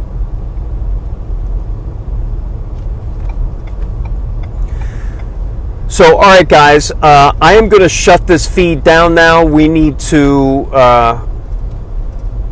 close it down for the night. We have more. We have another videographer who's going to be covering this throughout the night, not live streaming, but we should be back in the morning with a live stream. Thanks for everyone for joining me and doing this, following us through. We're here for you guys, trying to give you information that you need. So that does it for us. Thanks for joining our feed. We're going to shut this down now. Time to get some rest. Hopefully when we all wake up tomorrow, there will be a capture of Danelo Cavalcante. Guys, thank you. Good night. I appreciate you. Stay safe.